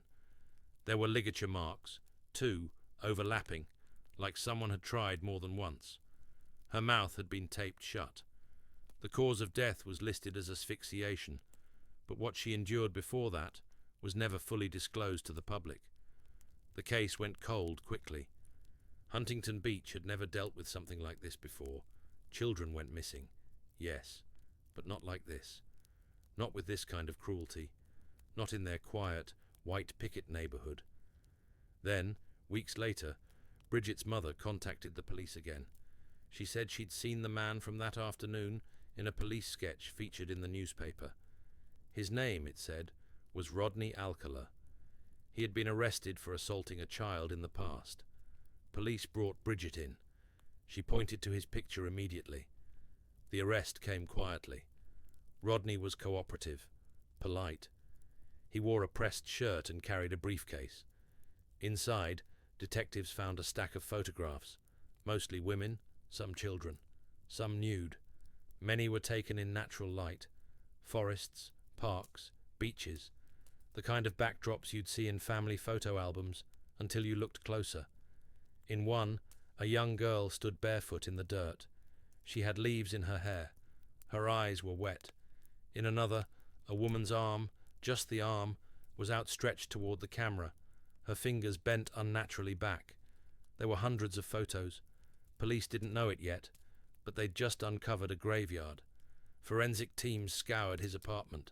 They found rope under the bed, more photographs in the walls. No blood, no weapons. Rodney was too careful for that. He confessed to nothing. Robin's trial took years. Rodney represented himself, smiling through, questioning, taunting witnesses. He argued with judges, recited poetry in court. He claimed the photos meant nothing. Art, he said. All of it. But in that quiet canyon, where Robin's bones had been found, the dirt still told the truth. The police had only just begun to scratch the surface. The next victim found was Georgia Wickstead, 35, a nurse, warm, dependable, the type of woman who brought coffee to her co-workers without asking how they took it. She was discovered in her Malibu apartment in late 1977, months before Robin Samsoe vanished. At the time, police ruled it a possible burglary gone wrong, but the scene was off. The room showed no forced entry. The door was locked from the inside. Georgia had been bludgeoned, savagely, repeatedly, with a blunt object, then strangled. Her body was posed on the bed, legs together, arms folded on her chest, like a sleeping saint. Her lipstick had been reapplied. The tube found next to the body bore no fingerprints.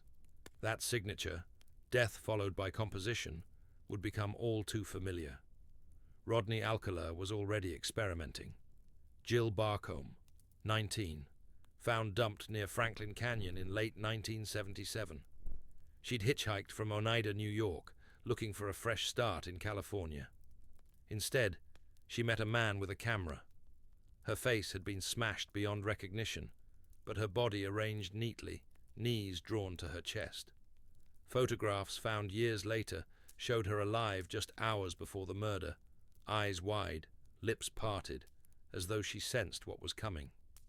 Then, Charlotte Lamb, 21, a legal secretary from Santa Monica. Her body was found in the laundry room of a Los Angeles apartment building in 1978. She had been raped, strangled with a shoelace, and left with her dress pulled up, underwear removed, but face left untouched. Not just killed, posed. She hadn't lived in the building. No one saw her enter. No one saw him leave. The pattern sharpened. Beautiful women, often alone, lured with the promise of modeling work or a photo shoot. All strangled, all carefully displayed, and always the faint scent of something rehearsed. At the time, no one connected them. Rodney was moving freely, changing cities, using aliases, shifting his hunting grounds.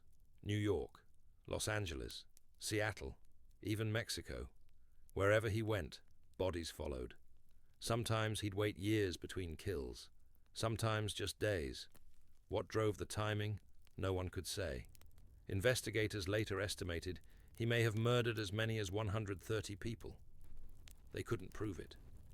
But his storage locker, discovered after his arrest, held clues more chilling than any confession. Inside were more than 1,000 photographs. Some were mundane, people at the beach, in parks, laughing at parties. Others were staged, women tied with ropes, mouths gagged, children curled up in corners, eyes pleading. Many were nude. Some looked drugged, some clearly dead. Dozens were never identified. Rodney had documented his work. He had trophies, not just from the dead, but from those who never knew how close they came. Even more unsettling were the duplicates. Police found 2 identical Polaroids, one of a woman sitting on a bench in Griffith Park, smiling. The second, same woman, same bench, same position, but her eyes closed. Forever. Alcala was evolving. He'd begun to revisit crime scenes, taking his time.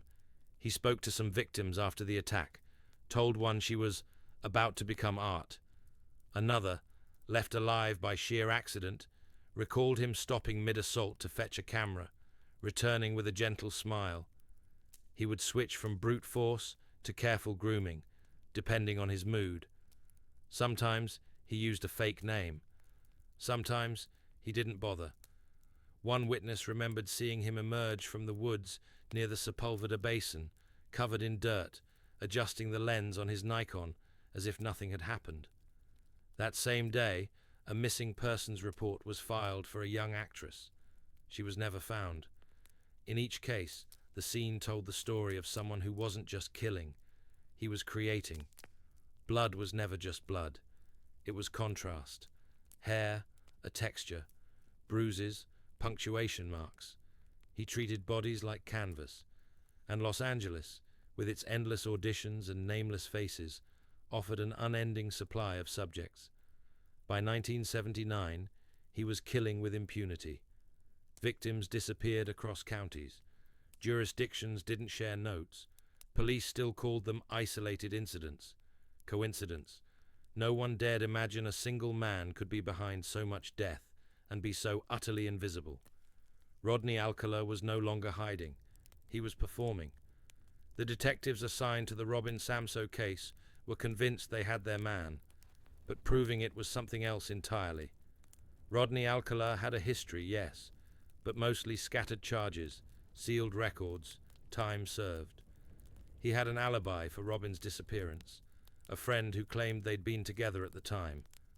The friend recanted weeks later, then returned to the story, then recanted again. No physical evidence tied Alcala to the canyon where Robin's body had been discovered. The ballet slippers, untraceable. The camera, missing.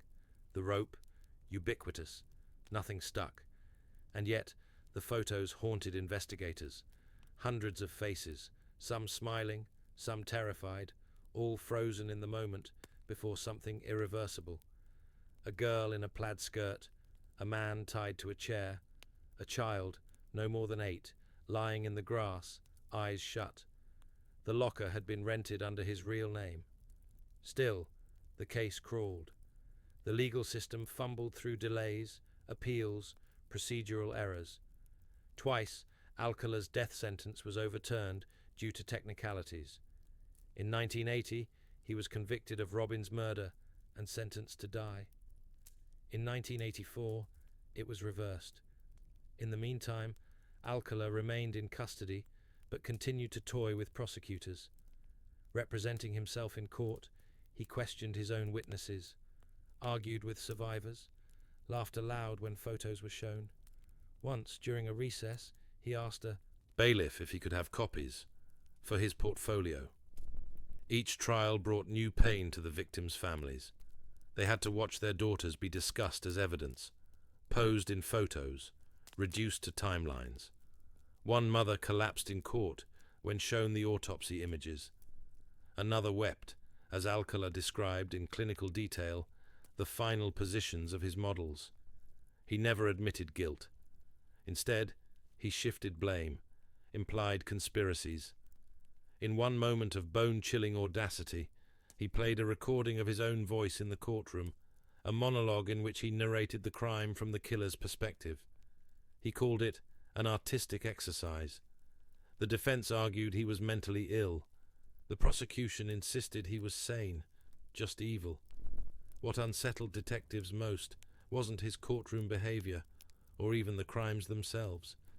It was the knowledge that he had operated for so long, so freely. Police had missed him in 1968, when he fled to New York after assaulting a child. He'd enrolled at NYU under the alias John Berger. There, he'd studied under a famous filmmaker, taken classes, dated women, and reportedly attacked several more, all without being flagged.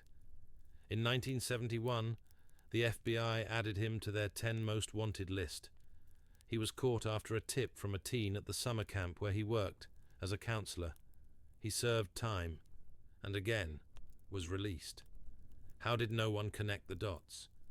Detective Steve Hodel, who'd been tracking a series of unsolved murders around LA, believed there were more victims.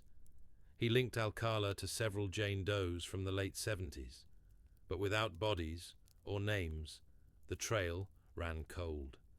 Then there were the tapes. During a property search in 1980, police uncovered several cassette recordings in Alcala's storage unit. They were never released to the public, but according to a retired officer who later gave a private interview, the tapes contained conversations, possibly confessions, muttered into a microphone. Sometimes he narrated the abductions. Other times, he whispered things that made no immediate sense, coordinates, names, riddles. Once, he repeated the phrase, "say cheese," 17 times. But one tape stood out, a woman's voice, crying softly, then silence, then Alcala's voice, close to the mic. "Don't worry, the camera loves you." And then, a scream. To this day, the woman on that tape has never been identified. In a final, almost surreal twist, a tabloid published a claim in the late 2000s from a psychic who said she'd seen a woman with a torn mouth in her dreams, guiding her to a photo of Alcala. The LAPD declined comment. But by then, the evidence had begun to pile beyond dismissal. A partial fingerprint on a camera lens matched him. Dental records linked a jaw fragment to Jill Barcombe. Carpet fibers from Charlotte Lamb's murder scene were found in the trunk of a car Alcala had borrowed. Everything was converging. The faces in the photographs, the silent stories told by each corpse. All were beginning to point to a single truth. Rodney Alcala wasn't a man who killed out of rage or impulse. He was a man building a gallery. And somewhere, perhaps even then, more pieces were waiting to be found.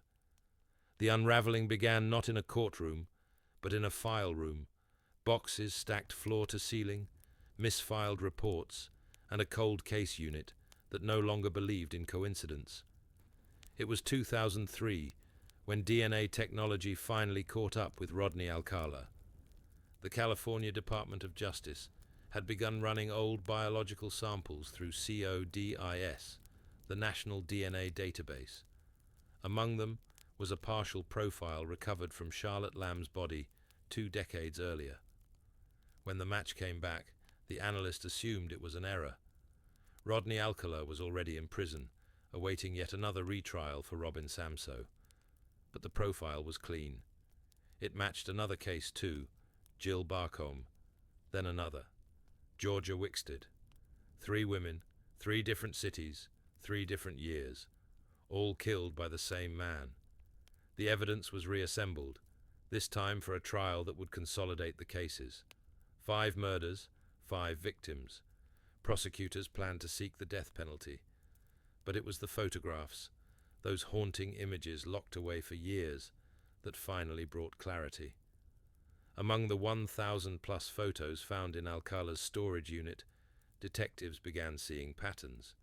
One woman, previously unidentified, appeared in 2 shots, once alive, sitting in a kitchen with coffee, and once in a forest clearing, nude, lifeless, eyes still open. Another image showed what looked like a burial site. That location was later confirmed to match the Angeles National Forest. Then came the most disturbing photo. A girl, around 11, seated on a stool in front of a white backdrop. She looked directly into the lens, unsmiling. Her hands were bound with fabric shoelaces. In the bottom right corner of the frame, a calendar could just be made out. June 1979, the month Robin Samsoe vanished. The image had never been shown in court before. Investigators quietly confirmed that the backdrop matched Alcala's apartment wall. But the twist was still coming. A journalist from the Orange County Register, digging through court transcripts, noticed a name that had once been dismissed as a character reference, Christine Thornton. Her sister had reported her missing in 1978 after she ran off with a man claiming to be a photographer. She was never found. In 2013, a woman in Wyoming recognized Christine's face in a set of photographs published online by the NYPD. It was from Alcala's stash. A year later, remains found in a remote Wyoming field were identified as Christine Thornton. She was 6 months pregnant when she died. Rodney never admitted to killing her, but he never denied it either. In one interview during the trial, when asked how many people he'd killed, he responded with a slow smile and said, "Can't recall. You'd have to check my film." Even as the courtroom filled with families of victims, even as his own words were read back to him, Alcala remained unreadable, detached. He cross-examined himself on the stand, spoke in third person, referred to his murders as performances. In one bizarre moment, he played both prosecutor and defendant, swapping chairs with each question. It wasn't insanity, it was control. He wanted the final word, and he nearly got it. Until a former contestant from the dating game came forward, Bachelorette Cheryl Bradshaw. For decades, she had refused interviews, but seeing his face again in the news triggered something. She agreed to speak. What she said stunned even veteran detectives. After the taping, Rodney followed her to the parking lot. He asked if she'd like to practice the date early. When she declined, he became cold, almost hostile. "He had this look," she said. "Not anger, something emptier, like I didn't exist anymore." She left quickly. He watched her go. She never reported it, never thought it mattered. But her story confirmed something investigators had long suspected. Rodney Alcala hadn't just stumbled onto the dating game. He'd targeted it. In his belongings, they later found notes listing names of producers, taping dates, call sheets, weeks before he appeared on the show. He knew someone on the inside. He had planned it. A killer on national television, hiding in full view. Even the show's host had shaken his hand. And yet, there was more.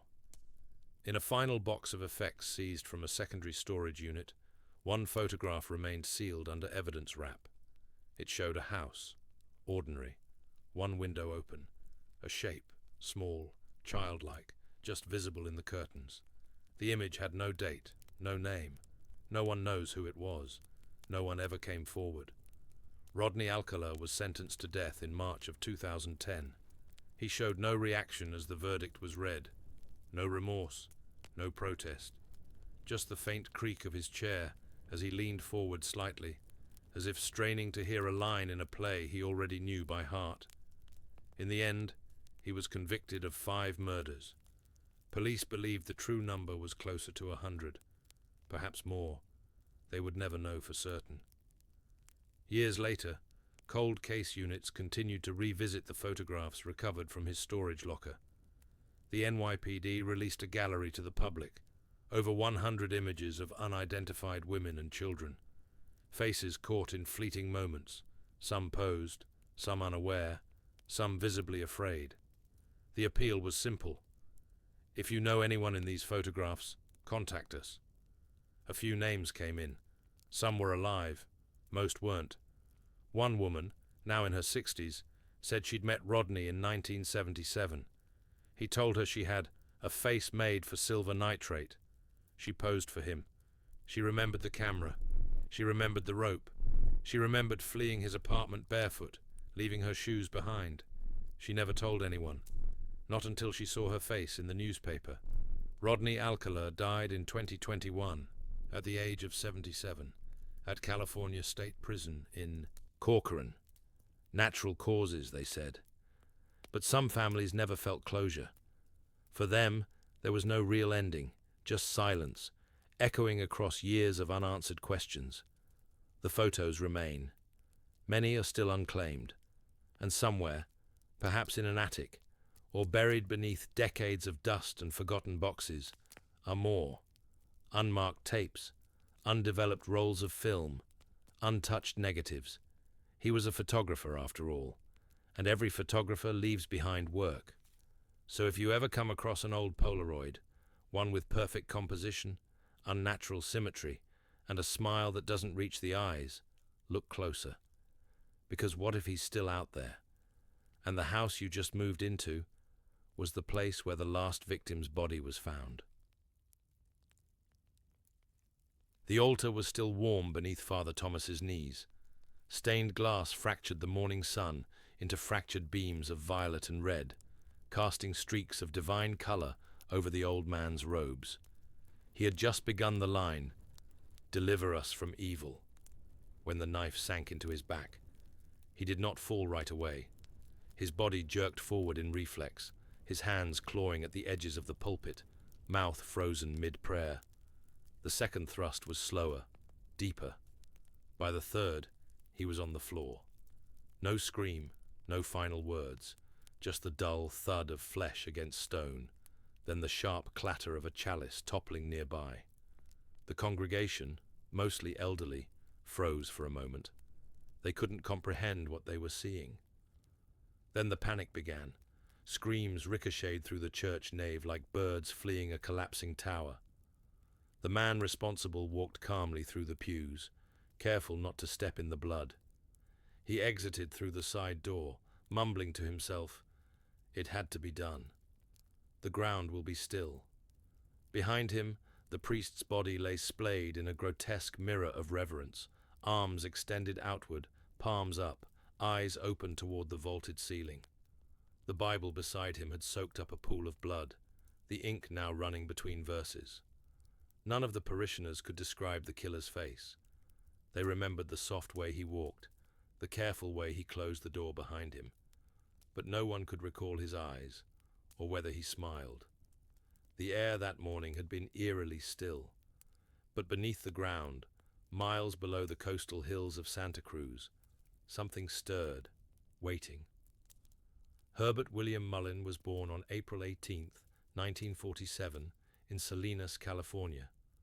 His parents were conservative, devoutly Catholic, and by most accounts, loving. His father, a decorated World War II veteran, instilled discipline.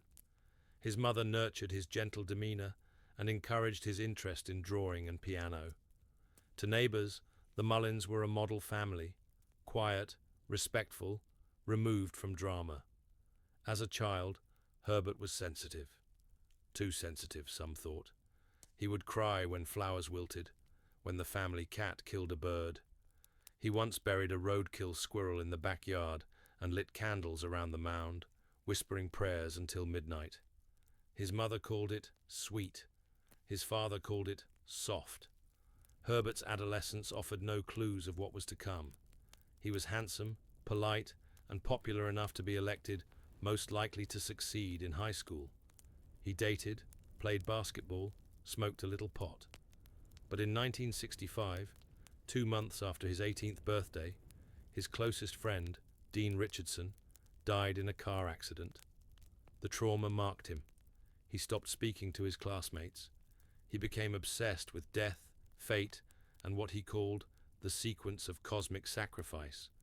He built shrines to Dean in his bedroom, drew spirals on his arms in pen, and began claiming he could hear voices, first Dean's, then others.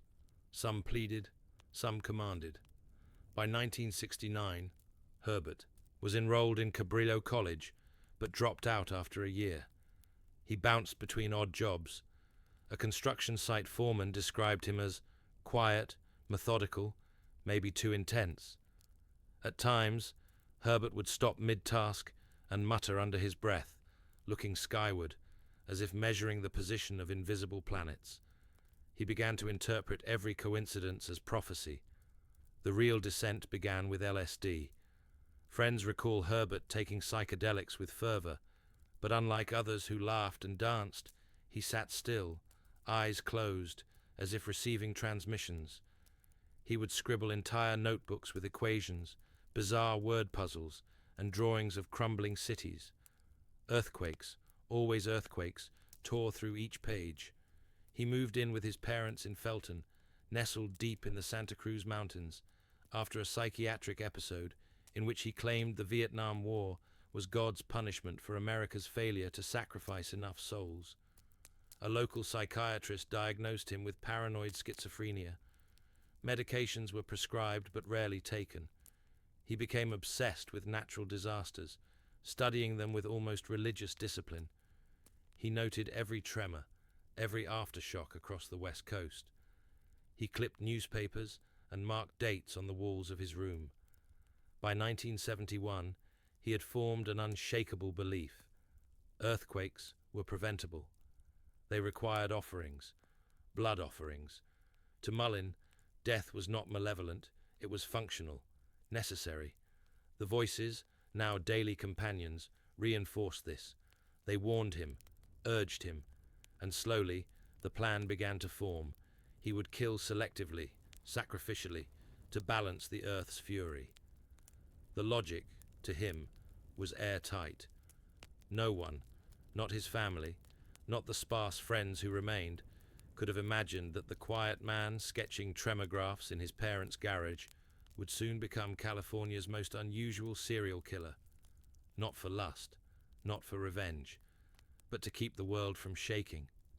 He began visiting fault lines, meditating near seismic hot zones, and writing letters to the government, warning them of energy imbalances. He mailed one to the governor's office with the phrase, "Offer blood and you will sleep safely." It was dismissed as the ramblings of a crank. Herbert's delusions did not erupt overnight. They tectonically shifted beneath the surface, slow, imperceptible, until the day the ground split open. It began with a roadside shadow. February 13th, 1973. The hills outside Santa Cruz were cloaked in morning mist, the air cold and damp, the kind that settles into the bones. Herbert drove slowly, gripping the steering wheel with gloved hands, eyes scanning the shoulder of the narrow mountain road. The voices had been louder than usual the night before, urgent, pleading. They spoke of pressure building beneath the San Andreas fault. They said it needed release. A man walked alone up ahead, disheveled, slow-moving, shoulders hunched beneath a military jacket stained with mud. Herbert pulled over, a few feet ahead of him, engine idling. His target was chosen not by convenience, but by permission. That's how Herbert explained it later. He believed the man, through subtle cues, a glance, a nod, a passing thought, had silently volunteered to be sacrificed. Herbert exited the car and opened the trunk. Inside was a baseball bat. He approached the man, smiling faintly. "Hey there," Herbert said. "Need a ride?" The drifter paused, suspicious but tired. "Where you headed?" "Anywhere you need." The man glanced at the road, then back. "All right," he muttered. "Sure." As the man turned to place his bag in the back seat, Herbert swung the bat. It struck the base of his skull with a sickening crack, dropping him to the dirt. The second blow landed on the back of the neck, severing his awareness. A third, then a fourth. Herbert stood over the body, breathing heavily, lips moving silently, counting. When it was done, he dragged the body into the trees and laid it face up in a bed of pine needles. He crossed the man's arms over his chest. He whispered a prayer. Then, satisfied, he drove off. That evening, no earthquakes were reported in the area. For Herbert, this confirmed everything. He spent the next days in a state of euphoric calm, as if some internal dissonance had been silenced. He wrote in his journal, "One is enough for now. The ground is thankful." But soon the voices returned, louder, hungrier. The next death came a week later. It was a man named Jim Gianera, an old high school friend. Herbert remembered him as someone who laughed too hard at cruel jokes, someone who never understood what he, Herbert, really saw in the world. But now, he believed Jim was conspiring against him, that Jim was sending him coded messages through television static and radio hums. Herbert knocked on the door of Jim's home in Santa Cruz on the morning of February 20th. Jim's wife, Joan, answered. She recognized Herbert immediately. He'd visited once years ago, before he changed. They exchanged awkward pleasantries. Joan invited him in. The house was quiet. Their infant child slept in another room. Within minutes, Jim appeared from the hallway, surprised but friendly. "Herb, man, it's been a while." Herbert's smile was thin. He reached into his coat and drew a revolver. "What the? Herb, wait!" 2 shots rang out. The first caught Jim in the chest, the second just beneath the eye. He crumpled to the floor, blood pooling fast on the carpet. Joan screamed. She didn't have time to run. Herbert turned and fired again. The bullet entered her shoulder and spun her backward. She collapsed beside her husband, crawling. He stepped forward, placed the muzzle at the back of her head, and ended it. The baby did not cry. The nursery remained untouched. Herbert fled, driving aimlessly along the coastline, muttering calculations. 3 now. 3 should settle the ridge. But the voices weren't convinced. The murders were not. Messy in the way most killers leave them. They were precise, fast, almost ritualistic. He wasn't playing with his victims. There was no pleasure, no cruelty, only necessity. The bodies of Jim and Joan were discovered hours later by a neighbor who heard the shots. The police were baffled. No robbery, no motive, just 2 people executed in their own home.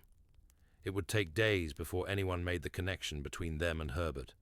And by then, more would die. Because the ground had not stopped rumbling, and Herbert was certain the blood had not been enough.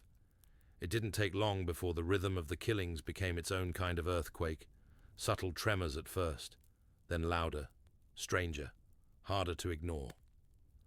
Just 4 days after the Gianera murders, on February 24th, Herbert spotted a hitchhiker along Highway 9. She was young, barely 20. Long red hair, denim jacket, thumb extended. Her name was Mary Guilfoyle. She was a student at Cabrillo College, the same college Herbert had once attended before his mind turned in on itself. She accepted the ride with the naivety of the time, when fear of strangers hadn't yet cemented itself in California's bones. She got in the passenger seat, thanked him, asked if he could take her into town. Herbert nodded. She would never make it there. What happened next was brutal in a way that stood apart from his earlier murders. Unlike the others, there was no moment of false familiarity, no offered smile. Herbert drove her into a wooded area off the road. He stopped the car. She asked what was wrong. He told her the earth had spoken. Then he stabbed her. The first wound was quick and sharp, into her chest. She screamed, tried to open the door, but he was already pulling her back. The second stab hit her lung. She coughed blood. He kept going. 7 stab wounds in total. Afterward, Herbert carefully dragged her into the woods. He dismembered her body, scattering the pieces in a pattern he believed would neutralize tectonic energy. Her arms pointed east and west, her legs north and south, her torso buried at the center, a human compass. He wrote in his notebook that night, 4, equilibrium reached. Temporary. But still the unease lingered, so he returned to an older symbol, one steeped in spiritual gravity, the church. Father Henri Tomé had given sermons at St. Mary's in Los Gatos for nearly 2 decades. He was known for his peaceful demeanor and slow, comforting cadence. His Sunday masses were attended by locals and passers-by alike. He spoke with a kind of disarming wisdom. On February 28th, during a midday mass, Herbert walked quietly into the back of the church. He sat in the pew for several minutes, watching, listening. Father Tomé spoke of forgiveness, of cleansing sins, of bearing burdens. Herbert heard something else, a warning, a command. He rose and approached the altar. As the priest lowered his head to read from the Bible, Herbert lunged forward and stabbed him repeatedly in the chest, in the side, in the back, until he crumpled to the floor behind the altar. Screams filled the church. People scattered. Herbert walked out silently, disappearing before anyone could stop him. Blood soaked the pages of the liturgical book. A child later told investigators she thought she saw the priest's mouth still moving after he fell, as if he was still praying. That same night, a minor earthquake, magnitude 4.2, shook the outskirts of Gilroy. Herbert considered it a sign. "The ground has acknowledged receipt," he wrote. By now, police were beginning to see a connection. The randomness of the victims was misleading, but there were strange echoes, locations near known faults, rituals in the body positioning, and most disturbingly, the escalation. Each killing became more grotesque, more steeped in warped mysticism. March 1973 arrived with rain and silence. Then, on March 5th, came the final spree. Herbert entered the home of an elderly man named Fred Perez, a war veteran living alone. He didn't break in, he knocked. When Fred answered, Herbert shot him in the chest at point-blank range. He fled the scene, but was spotted by a neighbor who gave a partial license plate number. This time, police responded swiftly. Herbert was caught within hours, parked in a lot near a convenience store, speaking to himself, scribbling in a notebook filled with earthquake dates and death tallies. He was calm, cooperative. His only question to the officers was, "Do you feel safer now?" He had killed 13 people in under a month, and through it all, he believed, without a trace of doubt, that he was saving the state of California from a cataclysm. To him, each victim was a martyr. To the rest of the world, they were names on a growing list. But to the earth, in Herbert's twisted belief, they were offerings. The investigation into the murders unfolded like fog lifting from a bloodied coastline, slow, confused, and not nearly fast enough. At first, the Santa Cruz police were chasing ghosts. The victims were too different, too spread out. A hitchhiker, a priest, a married couple, a homeless man, an old veteran. There was no shared demographic, no sexual component, no theft, just death. It was only after the third killing that investigators began to entertain the idea of a single perpetrator. But even then, the connections were tenuous. The murder weapons varied. Crime scenes stretched across counties. Witness descriptions were inconsistent. Some said the man was well dressed. Others described him as scruffy and mumbling. One even said he looked like a lost schoolteacher. And then there were the writings. After the murder of Mary Guilfoyle, forest rangers found a set of scattered pages in a wooded area off Highway 9. They were half buried under wet leaves, scribbled with diagrams of fault lines, symbols that resembled occult glyphs, and phrases repeated over and over. Blood offsets pressure. Offer now or suffer later. Each death a deposit, quake held at bay. At first, police believed it to be the ramblings of a survivalist or doomsday prepper. It wasn't connected to any murder yet. Then came the call. A man named Richard Lopez reported a break-in attempt at his property outside Felton. The man had knocked on his door, asked strange questions about seismic activity, then wandered off into the trees. Lopez followed him at a distance and managed to jot down part of his license plate. When matched with the tip given after Fred Perez's murder, the numbers aligned. The car belonged to Herbert Mullin. Santa Cruz County deputies visited his parents' home. They found notebooks, stacks of newspapers, and a homemade seismic calendar covered in red X's.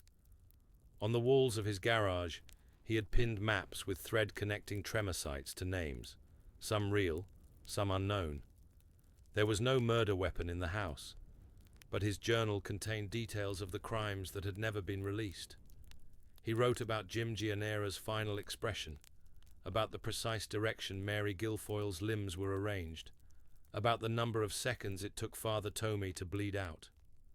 When confronted with this evidence, Mullin didn't confess, he clarified. They weren't murders, he told detectives. They were preventions. Interrogators initially dismissed his explanations as insanity.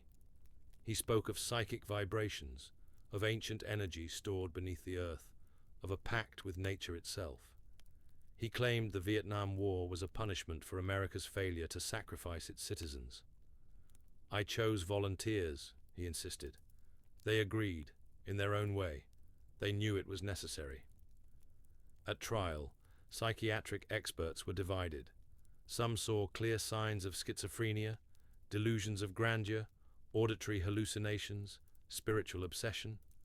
Others noted his meticulous planning, his coherent explanations. Could someone be both insane and calculating? The public wanted clarity, but the case offered none. There were deeper, stranger pieces to the puzzle. One of the investigating officers, years later, described a moment during a crime scene visit when his compass spun wildly near a bloodstain. Another claimed that the seismic center at Berkeley had logged a minor tremor within hours of 4 separate killings, just enough to be noted, never enough to be felt. No evidence supported these details, but rumors lingered. A priest who had studied the Tomei murder said the blood on the altar formed a pattern matching ancient geomantic symbols used in ritual land blessings. A geologist anonymously sent the court a letter claiming that the distribution of the murder sites mirrored fault tension clusters in the Santa Cruz Mountains. The press, unable to resist, dubbed Mullin the Earthquake Killer. Detectives hated the name. It gave the murders a logic they didn't deserve. But what if logic was exactly what Herbert Mullin had used? In the courtroom, he sat motionless during testimonies. He smiled only once, when a prosecutor accused him of believing he could stop natural disasters. I didn't stop them, he replied softly. I delayed them. There's a difference. He was found guilty on 10 counts of murder and declared legally sane, despite defense arguments. The jury saw deliberation in his pattern. They saw choice, not compulsion. He was sentenced to life in prison.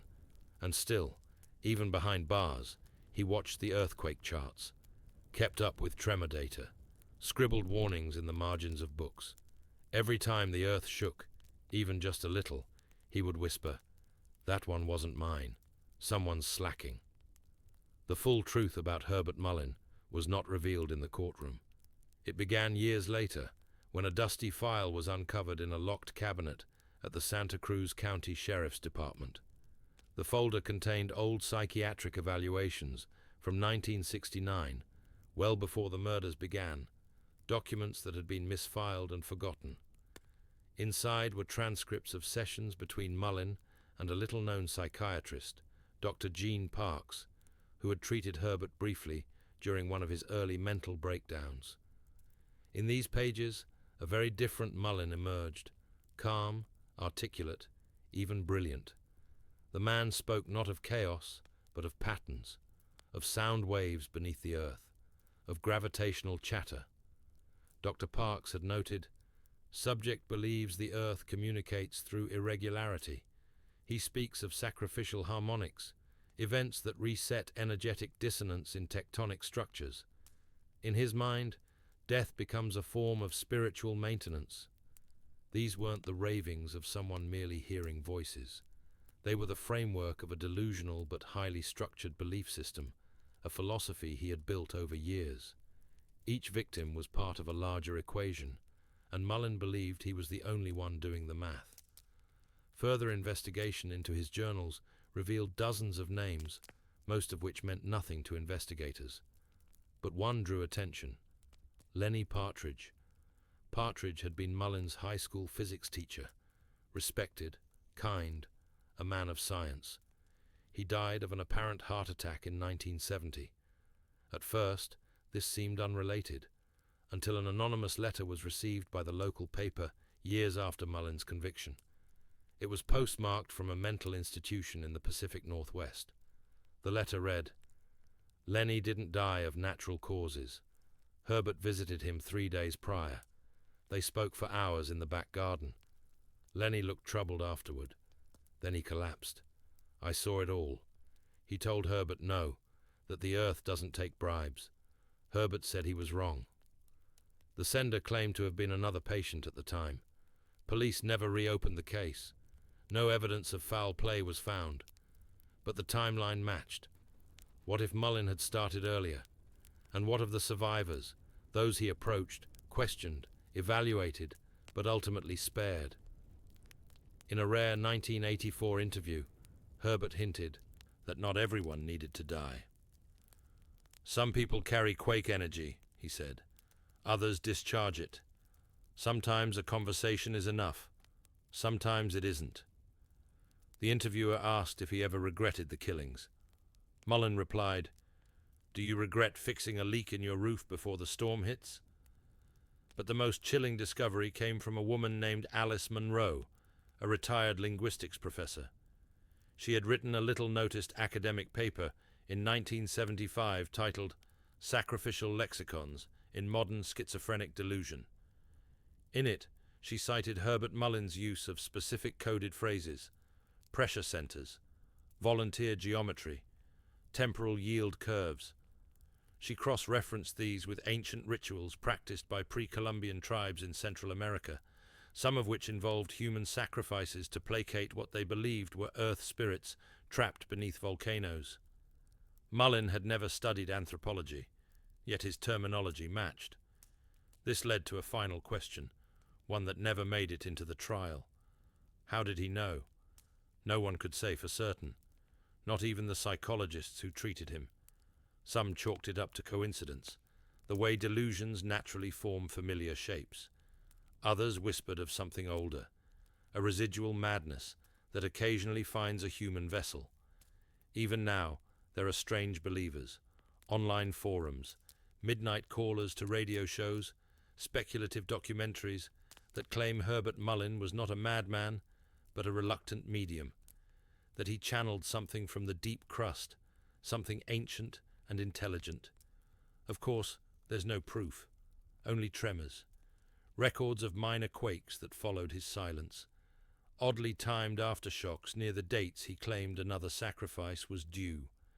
And then there was the 1989 Loma Prieta earthquake, 6.9 magnitude, killing 63 people and injuring thousands, just miles from Mullin's former hunting ground. By that time, Herbert had been silent for years, not writing, not drawing. His notebooks were blank. When asked why, he answered without blinking, "I stopped giving." And the earth collected. Herbert Mullin died in prison on August 18th, 2022. Natural causes, they said. He hadn't spoken in over a decade. No final interviews. No cryptic last statements. Just silence, as though some internal mechanism had finally wound down. His death didn't make major news, just a brief headline, a paragraph buried beneath bigger stories. But not everyone forgot. In the years that followed, a curious detail began to circulate among earthquake researchers in California. A statistically unusual lull had occurred between 1973, the year of Mullin's arrest, and 1988. Fewer tremors, less seismic volatility. It wasn't definitive, just odd. Then, in 1989, the Loma Prieta quake hit. Some say it was coincidence. Others whisper a darker theory, that Mullin had truly been keeping the fault line quiet, that the earth itself had been bargaining with a madman. Even today, strange stories linger in the Santa Cruz Mountains. A family moves into an old house near Felton, the same land where Mary Guilfoyle's remains were quietly discovered decades ago. The child complains of a man whispering from the trees. At night, the lights flicker. The ground hums. A woman hiking alone hears counting in the woods, software rhythmic. She follows the sound until it stops abruptly beneath a pine tree marked with an X made of twigs. Tales, of course, urban legends, but the house still stands, and beneath its floorboards, workers once found pages, yellowed, water-damaged, illegible, except for one phrase, scribbled over and over. "It's not over if the earth still breathes."